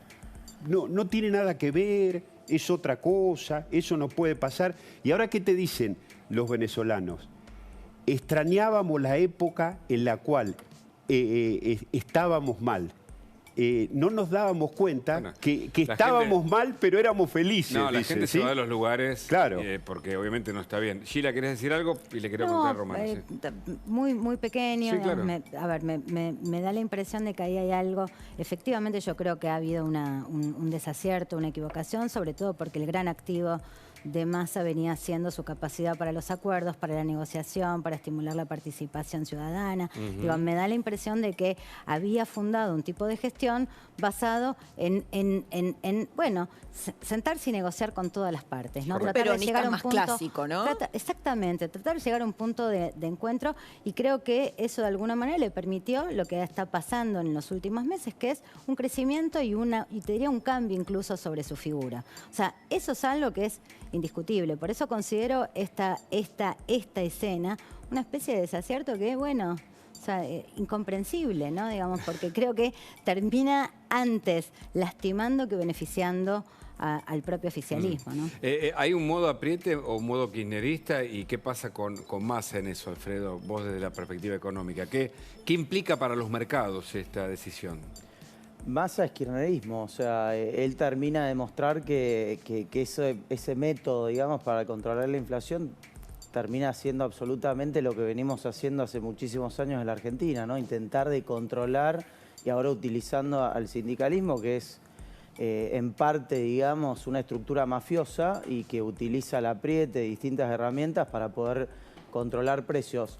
Pero déjame que acá hay un tema central que está asociado también a la emisión monetaria, porque lo escuchaba a Álvaro hablar del tema de esto de los mecanismos para controlar la inflación, etcétera. Pero acá también hay un tema de emisión monetaria, que la emisión monetaria es algo que todavía en la Argentina los políticos no terminan de entender. ¿Vos decís que hay emisión ahora? ¿Ahora hay emisión? Arranqué la charla diciendo que se emitieron 1.3 billones de pesos en diciembre por distintos mecanismos, ya sea compra de títulos del Central al Tesoro, pagar dólar soja, financiar, lógicamente, parte del programa del Tesoro. Pero lo que digo y lo preocupante es que la política todavía no termina de entender esto, porque el presidente de la UCR hace 2 años atrás dijo que la emisión monetaria no generaba inflación. Y eso en la Argentina, cuando uno estira... ¿Te referís a Morales? Exactamente, lo dijo hace menos de 2 años. O sea, lo que decís es que hay sectores del kirchnerismo que coinciden con sectores del radicalismo. No, yo lo que digo es que... Bueno, lo tenés acá, Álvaro, en general la dirigencia política en Argentina tiene que hacer una mea culpa muy fuerte de entender que todos los mecanismos que han intentado utilizar no terminan resultando para solucionar un problema estructural de nuestro país, pero que cuando te vas a los datos duros y vos haces una serie larga de emisión monetaria contra inflación, la correlación es perfecta. Entonces, que vos escuches hace 2 años decir que la emisión no genera inflación, y bueno, es complejo. Es como decir ahora que el control de precios de Massa va a tener algún resultado en los próximos meses para controlar la inflación argentina. Ahora, bueno, perdón, no, sí, porque Álvaro es radical y me parece que le dejó guante para que pueda recoger, yo no estoy de acuerdo con esa declaración de Morales, ¿no? Que acá han citado, por supuesto. No, estoy de acuerdo. La emisión genera inflación. Incluso hay discursos míos en la Cámara donde he dicho que han, mientras fui diputado, que imprimieron de manera temeraria, como si no hubiese mañana, y que iban a terminar sacándole los ceros a la moneda, porque ya no saben qué hacer. Lo que yo creo que el nuevo mantra de la política tiene que ser inversión, ahorro, sobre todo transparencia. Las cosas hay que hacerlas con transparencia y ideas. A la política argentina le hacen falta ideas. Juntos por el Cambio tiene que ser revolucionario desde las ideas, no desde la generación de fábrica de candidatos. A mí me preocupa el cliché que volvemos en la Argentina, porque no aprendemos los argentinos algunas cosas. Volvemos como en el 2001 a creer, ¿sí?, que hay que terminar con el sistema político, ¿sí?, que lo que es malo es la política, el sistema, que hay que derrumbar todo para que nazca luego algo bueno después de eso. Cuanto peor, mejor. Sí, pero para que nazca un nuevo movimiento, una nueva política. Miren, muchachos, yo vivía en Santa Cruz, eso nos pasó en el 2001 ¿Y qué parió en la Argentina? Los Kirchner, lo peor de la vieja política. El cambio no es contra la política, el cambio es desde la política. Esa trinidad y esa comunión que hay en el mundo, que es democracia, instituciones y Estado, no hay que prenderla a fuego, hay que resignificarla. Eso es lo que hay que hacer. Interesante, el concepto que acabas de decir, ¿no? Finalmente el 2001 parió esto. Interesante, ¿no? Claro, porque en el 2001 estábamos en una situación mucho peor que esta. Era que se vayan todos, que venga algo nuevo. Queremos todo distinto. Kirchner vino. Álvaro, eso fue lo que si vos pasó. analizás, recién hablábamos de, bueno, el tema del control de precios, estamos hablando de acá, y el embate contra la justicia. Esto vos lo encontrás en el primer peronismo. En 1947 Perón le hace un juicio político a la Corte y arma una Corte a su medida. Y también tenía control de precios. Es decir, es el kirchnerismo lo más anacrónico. Y el discurso, ¿te acordás, no? La presencia del Estado, ¿no? La intervención del Estado, que comenzó con cierta lógica y después se derrumbó enseguida. Se buscó lo simbólico como mecanismo cultural de difusión. Pero Hugo, yo me canso porque la política... Bueno, la confrontación con los medios. La Gramsci puro. Exactamente. Claro. Y de ahí, bueno, todo lo que tenemos hasta La política tiene que hacer docencia. Yo me canso de recorrer el país y la provincia diciendo esto, ¿sí? Por supuesto, la democracia tiene deudas, hay que cambiar cosas, sí. ¿El funcionamiento institucional de la Argentina está bien? No, está menguado. ¿El Estado hay que cambiarlo? Sí, hay que ponerlo a servicio de la gente, pero eso no significa que todo nos sirva y que todo haya que destruirlo. ¿Y vos crees que hay líderes que puedan explicar esto? Presidenciales me refiero, que expliquen esto, que sean capaces de volver a enamorar a la gente, que expliquen desde dónde partimos, hacia dónde vamos, cuánto tiempo nos lleva eso. Pero bueno, eso es lo que tenemos que hacer. ¿Lo ves a Larreta capaz de hacer eso? Yo hago política de los 14 años y defiendo la política.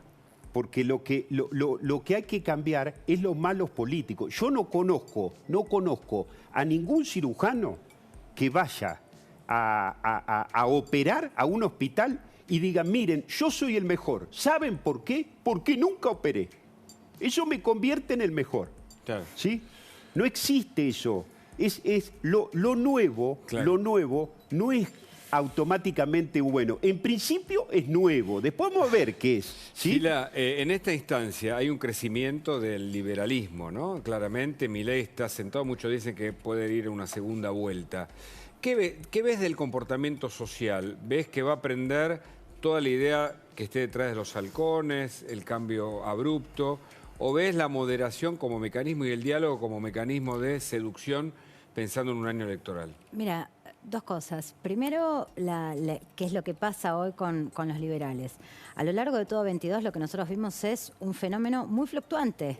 Tremendamente fluctuante alrededor de la figura de Milei, ¿no? Digamos, vimos en primer lugar un crecimiento inesperado, después viste esos tremendos traspiés vinculados a la idea de bueno, comercializar órganos, que bueno, significaron un crecimiento muy fuerte de la negativa de Milei y una caída. Después volvió a crecer Milei con la escena inflacionaria de ese momento tan crítico en el que se sucedieron 3 ministros de Economía, ¿no? De Guzmán a Batakis, de Batakis a Massa. Julio.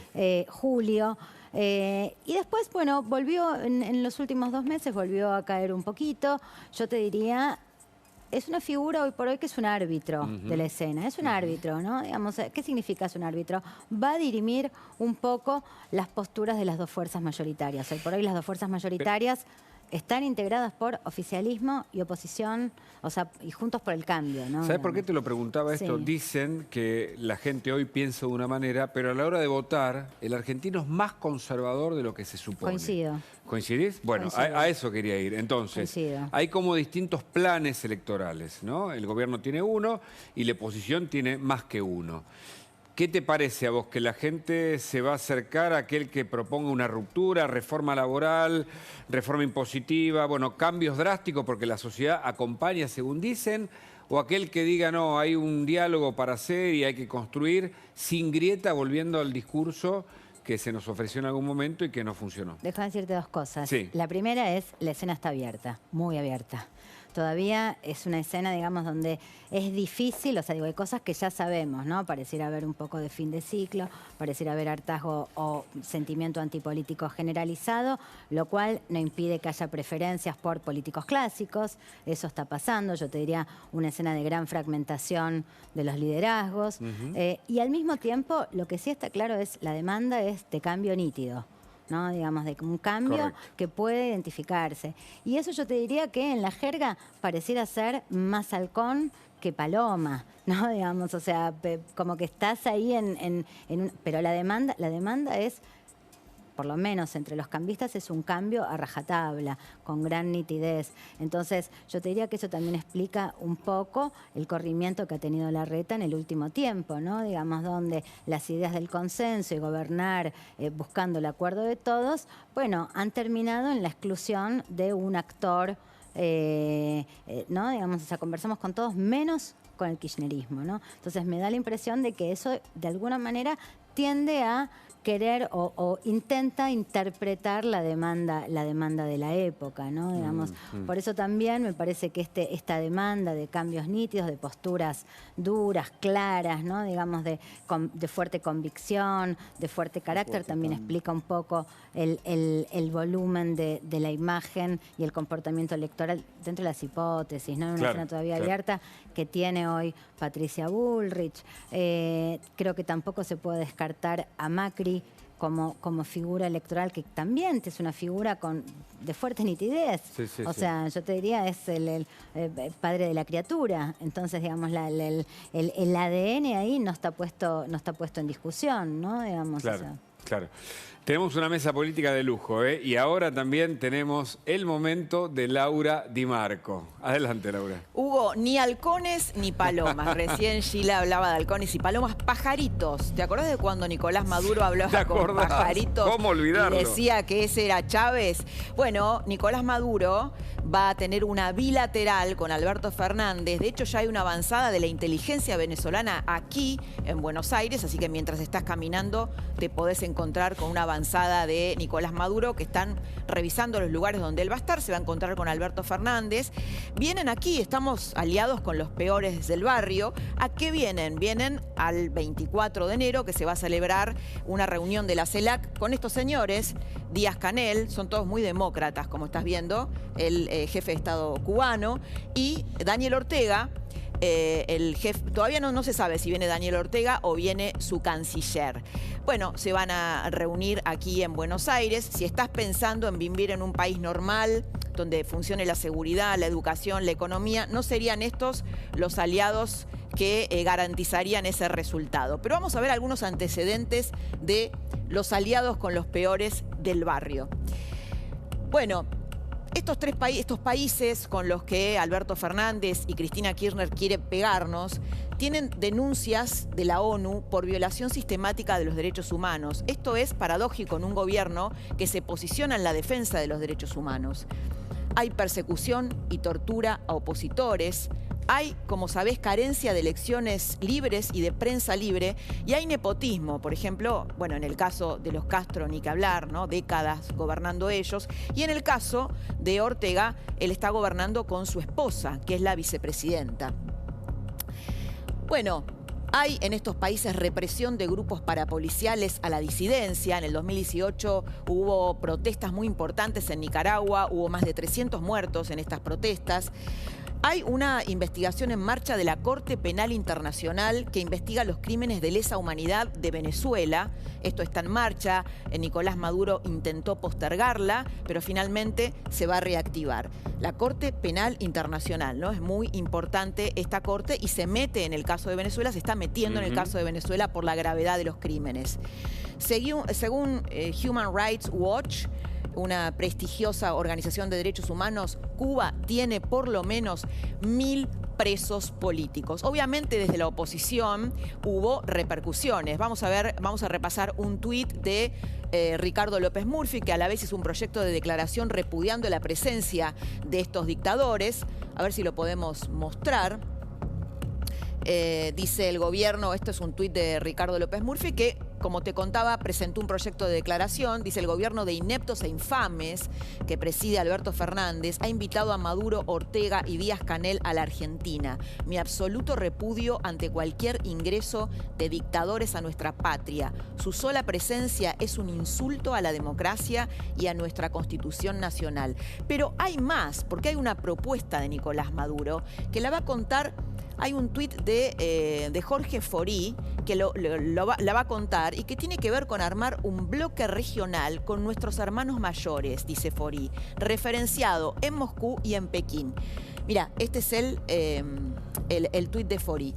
¿Desde cuándo los argentinos queremos vivir en Moscú o como los chinos? Lo que queremos es crecimiento y poder hacerlo en libertad, a impulso de nuestra propia iniciativa o trabajo, donde el Estado o gobierno no absorban nuestro esfuerzo o recursos.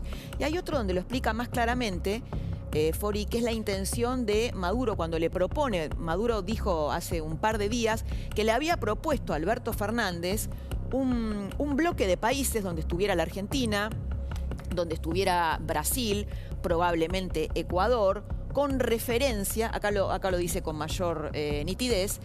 Dictador Maduro desde Venezuela propone construir, sumando a Colombia, a Brasil y a Argentina, porque viene Lula también para esta cumbre de la CELAC, un bloque de apoyo a Moscú y Pekín para traer prosperidad a la región, ¿no? Imagínate los venezolanos que huyen en masa hacia países como la Argentina. Mirá cuánta prosperidad tienen. Bueno, traer prosperidad a la región. ¿Qué perdidos estaríamos, dice Forí, los argentinos, si adherimos a esa propuesta? Te lo cuenta Nicolás Maduro de esta manera. A ver. Lo hablaba con el presidente Lula da Silva por teléfono el otro día. Lo hablaba personalmente con el presidente Gustavo Petro. Lo hablaba con el presidente de Argentina, Alberto Fernández. Está llegando una hora nueva, una hora especial para juntar los esfuerzos y los caminos de los pueblos de América Latina y el Caribe, para avanzar en la conformación de un poderoso bloque de fuerzas políticas, de un poderoso bloque de poder económico, de esa comunidad de destino compartido que habla nuestro hermano mayor, el presidente Xi Jinping. La humanidad como una comunidad de destino compartido, o de ese mundo pluripolar, multicéntrico que habla nuestro hermano mayor, el presidente Vladimir Putin. Me gustaría decir algo, Laura, porque en su momento el juez Bonadío tenía la profunda convicción, cuando hizo la causa del memorándum con Irán, que Cristina Fernández había sido convencida para este bloque. En su momento por Chávez, por Lula. Cuando fallece Néstor Kirchner. Exactamente, que era la líder de este eje regional. Es decir, es una idea que persiste de aquella época, que de algún modo sustentaba la convicción de un juez para entender que había un memorándum que encubría intereses iraníes en la Argentina y que buscaba relaciones comerciales, y esto persiste, ¿no? Y esto para mí es muy preocupante. Y te agrego algo, sí. Hugo. Bueno, los viajes reiterados de Cristina a Cuba con el tema de la recuperación de su hija, pero también con entrevistas con Fidel en el medio. Y una viajes que no estuvieron demasiado explorados. Y ahora esto, ¿no? Que naturalizamos, pero tenemos a dictadores en la Argentina, gente que viola derechos humanos, que además Cuba especialmente tiene una investigación en marcha en la Corte Penal Internacional. Álvaro. Coincido con la posición correcta, es la de Ricardo López Murphy, desde el Foro Argentino de Defensa de la Democracia en la región, que yo integro con un grupo de dirigentes políticos y personalidades de la cultura y hasta del periodismo. Vamos a llevar adelante un repudio claro y categórico a la presencia de Maduro y demás dictadores en la Argentina, ¿no? La próxima semana, el 24, en la cumbre de la CELAC. Yo viendo a Maduro, la reflexión que tengo para hacer es la siguiente. Lo que ocurre en Venezuela pasó antes en Santa Cruz, cuando se quiebra y se quebranta el funcionamiento de la justicia, ocurren cosas disparatadas como las que están ocurriendo en Venezuela. Por ejemplo, el fiscal de la dictadura pide investigar a los disidentes, a la Asamblea Nacional del 2015, a Guaidó, al presidente encargado, pero no investiga, por ejemplo, la muerte de Franklin Brito en una huelga de hambre, el asesinato del concejal Albán. Recordá quiénes son. Claro, Franklin Brito fue el primer hombre que muere en una huelga de hambre, despojado de sus propiedades por el chavismo cuando caminaba por las calles y decía expropiese. Albán, un concejal, mirá los paralelismos con la Argentina, un hombre que lo tiran por un balcón, claro, y dicen que se suicidó. Oscar Pérez en el Junquillo, el militar que se había rendido y lo masacraron.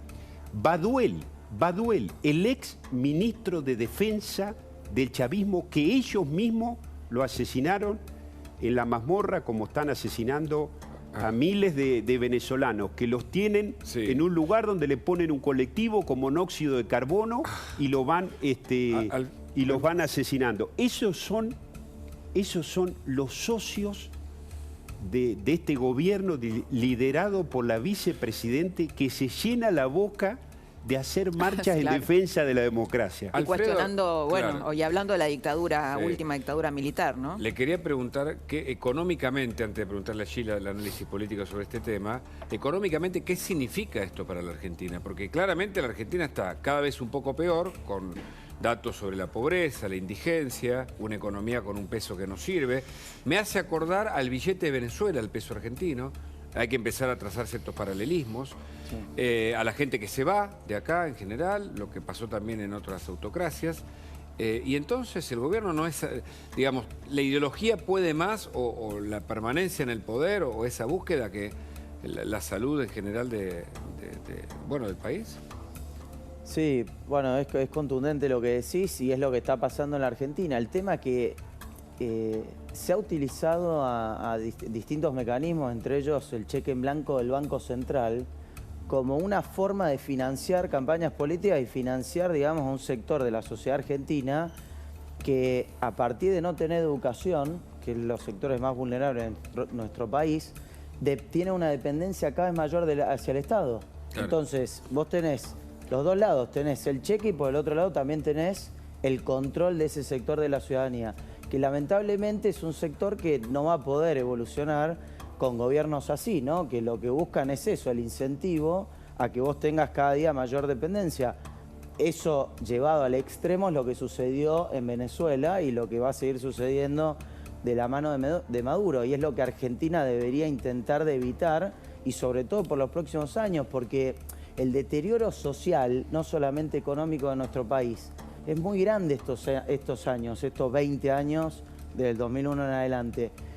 Y poder salir adelante, que un país pueda salir adelante, necesita de buen capital humano, necesita de productividad real, y que eso te la da la gente. ¿No? De inversión. Es que eso te quería preguntar, Alfredo. Hoy justamente tuve una charla con Forí por este tema. Entonces, él lo que me decía es, el mundo nos ve de una manera, primero, bueno, en la era Macri, la vuelta al mundo. Ahora estamos con estos socios, ¿no? ¿Cuál es Argentina? Argentina, que es Maduro, es una relación multilateral con países desarrollados, la apertura a Europa, Estados Unidos. ¿Qué es Argentina? ¿Qué es su política exterior? Mi pregunta concreta es, ¿cómo impactan estos socios, impresentables socios, con las inversiones? Absolutamente de manera negativa. O sea, y lo estamos viendo, la Argentina perdió terreno como inversión extranjera directa, que es un mecanismo directo para economía real, para que se invierta en la economía, no los flujos financieros, etcétera. Economía real, que se invierta en nuestro país, que genere realmente trabajo, nuevos puestos, nuevas empresas, nuevos servicios, etcétera, viene cayendo en los últimos años fuertemente, y lamentablemente eso se ha seguido deteriorando en los últimos años. Entonces, sí, esos mensajes son absolutamente contradictorios, porque tenés una época donde, como bien decís, el gobierno anterior, Macri, tiene una visión mucho más amplia, digamos, de la política exterior, y vuelve un kirchnerismo a tener una visión súper sesgada con los sectores, digamos, de China, Rusia, etcétera.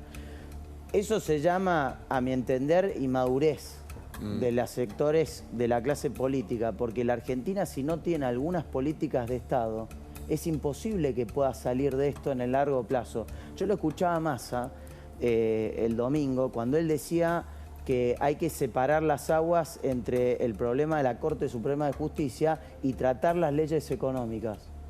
Y la realidad es que es una falta de respeto hacia toda la sociedad argentina, porque las personas que... Bueno, eso es lo que le conviene a él, en parte impulsa destruir a un poder fundamental para proteger la propiedad privada y que se genere inversiones en economía real, pero por el otro lado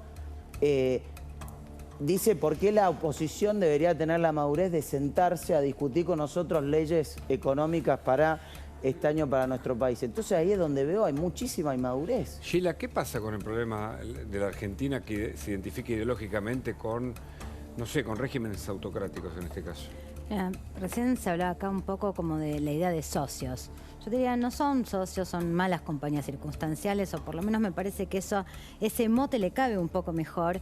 Y creo que le cabe un poco mejor porque yo caracterizaría... ¿Malas compañías circunstanciales? Sí, porque yo te voy a decir algo. Yo caracterizaría la política exterior de este país como errática. Errática. ¿No? Digamos, errática. Coincidimos. Digamos. Entonces, digo, me da la impresión de que, bueno, tenemos que empezar a llamar las cosas como son. Gusta que sea errático, me parece que uno espera que haya una política un poco más clara. En todo caso, eso sí podría ser una demanda. La otra cuestión es, bueno, ¿vamos hacia un mundo multipolar o no? ¿Sí o no? No lo sé. ¿Le sirve a la Argentina? ¿Le sirve a Latinoamérica? La verdad, yo no estoy en condiciones de poder responder eso, pero creo que esto también es parte de los debates que están en juego. Por supuesto, igual déjame decir, digo, a ver, lo de Venezuela es totalmente repudiable, está el informe de Bachelet, o sea, la avanzada sobre los derechos humanos, o sea, digo, sin lugar a dudas, el caso de Ortega es el único país donde ha reelegido después de la pandemia, digo, y por supuesto ha reelegido en una situación con opositores encarcelados, o sea, son fenómenos totalmente repudiables, por eso hablamos claramente de malas compañías, digamos. Lo que no sé es, o lo que no me atrevo es a decir socios, ¿no? Digamos, de hecho, hoy por hoy, digo, me da la impresión de que Lula también, que va a participar de este encuentro de la CELAC, está bastante alineado con Estados Unidos, con lo cual, cuando uno ve todo el panorama, parece más, yo te diría, más fluctuante y menos tajante, ¿no? Para ser precisos. Sheila, no, te hago una apreciación que me parece importante por el tema socios, ¿no? Digo, a ver, Venezuela, Chávez y Néstor Kirchner y Cristina han tenido una comunión muy importante. Sí. De hecho, cuando Néstor Kirchner se libera, entre comillas, del Fondo Monetario, le pide un préstamo a Venezuela. Sí. Es decir, han sido socios en un montón de áreas. Y Antonelli Wilson. Y Antonelli Wilson. Sí. Es decir, es más que malas compañías circunstanciales. No, y por eso la pregunta es si no se le debe. La embajada paralela. Claro, pero si no se le debe a, ¿cómo se llama? A PDVSA. Es decir, si la Argentina no está pagando parte de una deuda que adquirió. Esto también no lo sabemos. Bueno, eso es claro. Es cierto. Es más profunda, ¿no? La relación con Venezuela. Pero tenemos que contarte, por supuesto, para que estés con expectativa, lo que va a pasar mañana. La audiencia número 12, dicen que es la fundamental hasta acá, porque probablemente hablen algunos de los otros acusados. Y Jan Libares tiene los detalles de lo que va a pasar. Y los padres, ¿no? Exactamente, y los padres de los acusados. Jan. Exactamente, Hugo, Laura, porque esto fue, por ejemplo, lo más importante del día, ¿no? Se quebró el líder, la palabra, la rotura de silencio de Máximo Thomsen, la palabra de Juan Pedro Guarino, la palabra de alguno de los padres de los imputados. Y repasemos rápidamente quiénes van a hablar mañana. Por ejemplo, Mauro Rubén Pertossi, padre de Luciano y de Ciro. Héctor Eduardo Benicelli, padre de Matías Benicelli. Y, por ejemplo, también María Guillén, la madre de Ayrton Violás, ¿sí? Será un testimonio de los más importantes que tendremos durante la jornada de mañana. Más allá de que habrá algunos peritos informáticos, se va a centrar la audiencia en escuchar a estos padres. ¿Por qué? Algo hablábamos la semana pasada, Hugo, Laura, de que quizás con el testimonio de algunos padres, algunos de los hijos se quiebren. Hoy, casualidad o no, estrategia o no, cuando termina de hablar la mamá de Máximo Thomsen luego declaró, y todo lo que ya hemos analizado y breve. Mañana, anteúltima audiencia, estamos en el epílogo, ya para finiquitar el juicio que investiga la muerte de Fernando Báez Sosa. Excelente. Bueno, muy interesante. Sí, muy interesante. ¿No? Un juicio que nos tiene atrapados a todos y bueno, y se vienen días decisivos también, ¿no? En esta semana. ¿Te parece que escuchemos al fiscal que hoy habló? Claro que sí. Estimamos que en algún momento era lógico que preste declaración o no, yo no cuestión de estrategia de la defensa. pero del testimonio de él quiero ser respetuoso y... ¿Es la estrategia en este caso de la defensa ir directamente a que esto fue una pelea? Porque en la declaración de Thompson fue a ese lado, constantemente hablando de una pelea, que fue una pelea, que no se lo representó, que pegó 2 o 3 patadas, pero siempre habló de pelea. A ver, la estrategia de la defensa, ya sea esa u otra, hay muchos de elementos que tenemos en el cual entendemos que se ha probado lo que decimos, lo que es la materialidad, también la autoría de los delitos. O sea, va a declarar Thompson, posiblemente declare a otras personas, pero tenemos mucha prueba para acreditar lo que venimos diciendo. Se habló y también de Son todas teorías que irá a plantear la defensa en sus alegatos. Nosotros no nos va a cambiar la postura y las pruebas que tenemos. Bueno, impactante, ¿eh? Impactante y bueno, por supuesto también habló Tomei, el abogado defensor de Máximo Thompson y de los otros 7 acusados. Lo escuchamos. Por favor. Esperaremos que empiecen a declarar y ver qué hacemos con la información. Esta semana? Permiso, gracias. Bueno, doctor, ¿qué expectativas? El momento de los citados por ustedes. Lo poco que pueda decir. Saben que la idea no es prestar declaración ante los medios. No sea tan técnico, tal vez tan puntual, es verdad, no puede.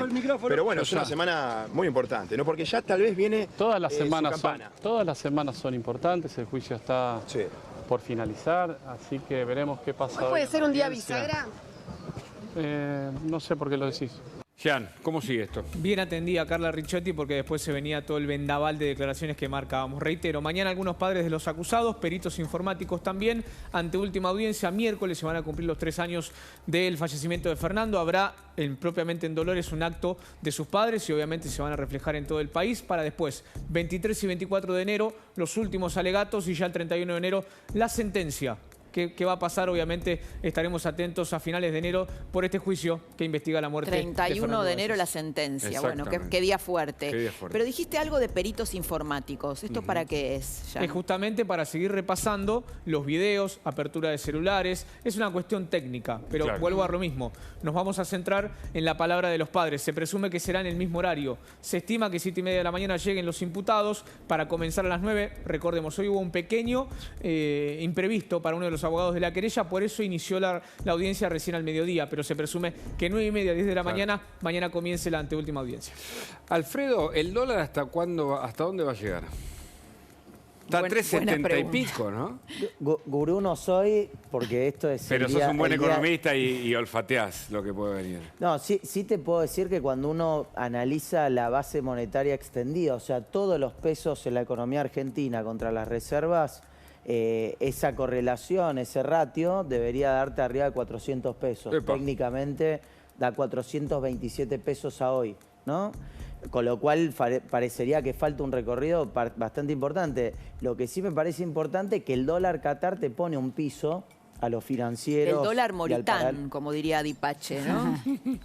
Sí, el dólar moritán es de 400, moritán. Claro, más que el dólar moritán. Claro, más que el dólar moritán. Sí, el tema es cuándo se dijo y cuándo llega, porque acá tenés lo que dije anteriormente, una tasa... Bueno, eso es lo que quería comentar, ¿no? Contanos, la línea negra. La negra es la evolución de los pasivos, digamos, monetarios ampliados, base monetaria más todos los agregados, y abajo es la correlación de cómo viene evolucionando el contado con liquidación, que es un dólar financiero, y que uno ve bastante correlación, ¿no? Que ahora vemos como una especie de undershooting, que se le dice técnicamente. A ver, explícalo para que lo entendamos todos. Exacto. ¿Con qué se come? No, el undershooting lo que quiere decir es que es como que se genera un atraso, pero en la Argentina todos sabemos que ese atraso en algún momento recupera, ¿no? El overshooting, por otro lado, es lo que pasó en julio de este año, del 2022, perdón, con la salida de Guzmán y esa parte dramática de la Argentina. Entonces, sí, vemos, lo que nosotros sí vemos, que hay muchos factores que están afectando fuertemente al dólar y que van a seguir generando presión. Este último accionar de Massa de utilizar al sindicalismo, o sea, organismos mafiosos para poder regular y llegar al 3 y pico que él quiere proponer para abril, bueno, es una clara demostración del fracaso crónica de una muerte anunciada. Me encanta, Alfredo, porque no le huye a los adjetivos calificativos, ¿no? Duro, ¿no? Usar a la mafia. Sí, no da vuelta. Escucha, Alfredo, un tema importante que le preocupa a la gente, y le preocupa a la Argentina, ¿no? Que es esta deuda en pesos que está amasando este gobierno. ¿Le va a explotar al próximo gobierno si no es del signo del oficialismo? Sacaste un tema central para la economía argentina y lo que mencionaba anteriormente, que la disputa de la Corte Suprema termina de destruir cualquier posibilidad de acuerdo entre oficialismo y oposición en un tema central que es la deuda en pesos. Porque esto es algo, hoy el stock, para que tengamos noción, son casi 60.000 millones de dólares a tipo de cambio oficial. Pero el problema es que todos esos pesos, la contracara, muchísimos de esos pesos, son los plazos fijos de la gente. Correcto. Y los pesos de las empresas. Si eso no se llega a pagar en algún momento, va a haber un desmadre económico letal. ¿Qué quiero decir con esto? La irresponsabilidad de este gobierno es tan grande que cuando Alberto Fernández asume con un stock de deuda en pesos de pasivos remunerados 1.2 billones. Hoy son 10 billones y probablemente entregue con más de 15 billones de pesos. Álvaro, el gobierno ahora desde el oficialismo en diputados dice que no están los 16 votos que tenían pensado. ¿Cómo van a manejarse ustedes? El gobierno, la agenda del juicio político y esto que quieren hacer es claramente pan y circo. Pero los responsables de la inflación y de esta agenda son todos. No es Alberto y Cristina, también es Massa. Por eso yo decía que Massa es el gran derrotado. Primero porque Massa fue clave para que Cristina volviera y planificara su agenda de Cristina todo súper poderosa para escaparse de la justicia. Bueno, Alberto también fue clave, ¿no? Claro, pero digo, Massa fundamental. Y así como los jueces hablan por sus sentencias, quienes están al frente del ministro de Economía y tienen la responsabilidad de llevar adelante la economía del país, hablan por sus resultados. Y Argentina está en default selectivo, con una inflación récord y con un parche y con medidas de Massa que son todo para que parezca, no para solucionar los problemas estructurales. Es todo para que parezca y para aguantar. Creo que Laura tiene una pregunta, como le gusta hacer a Tengo ella, para Gila, ¿no? Es Gila, mirá, ya nos entendemos por transmisión mental, es increíble. Sí, para Gila, que nos la va a responder en segundos. Exactamente. ¿Qué es la siguiente? ¿La grieta, Gila, es entre sistema y antisistema? Digo, lo que estamos viendo. No lo respondas ahora. En instantes, más noticias aquí en La Nación Más. Buena respuesta, pendiente. Sí, ¿no? Y tengo mucha expectativa de conocer la respuesta. Lo que le preguntamos a Gila es si la grieta es entre Juntos por el Cambio y el kirchnerismo o entre el sistema y el antisistema, teniendo en cuenta los socios, usamos la palabra socios, dictatoriales que tiene el kirchnerismo. No, la grieta es sistémica.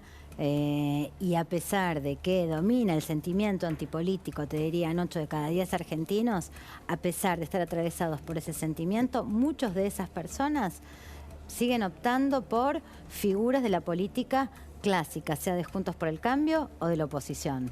¿Y a Milei dónde lo ubicas ahí? Sí. ¿Dónde lo ubicas a Milei? Milei claramente lo podemos poner dentro del antisistema, aun cuando ha decidido presentarse a elecciones, o sea, podríamos decir, forma parte del sistema o intenta jugar dentro del sistema y al mismo tiempo tiene esa dificultad que es jugar dentro del sistema y decir, ojo que no estoy adentro, ¿no? Digamos, ojo que yo no estoy en la política. No critica a Cristina Kirchner. Rara vez critica a Cristina Kirchner. Critica al kirchnerismo menos a Cristina. Exacto. Hay algo de eso. Sí. Hay algo de eso, enigmático. Con esto nos vamos por hoy, pero volvemos mañana en estas Más Noticias a la Noche. Mañana a las 10 de la noche acá te esperamos. Que descanses. Chau, buenas noches.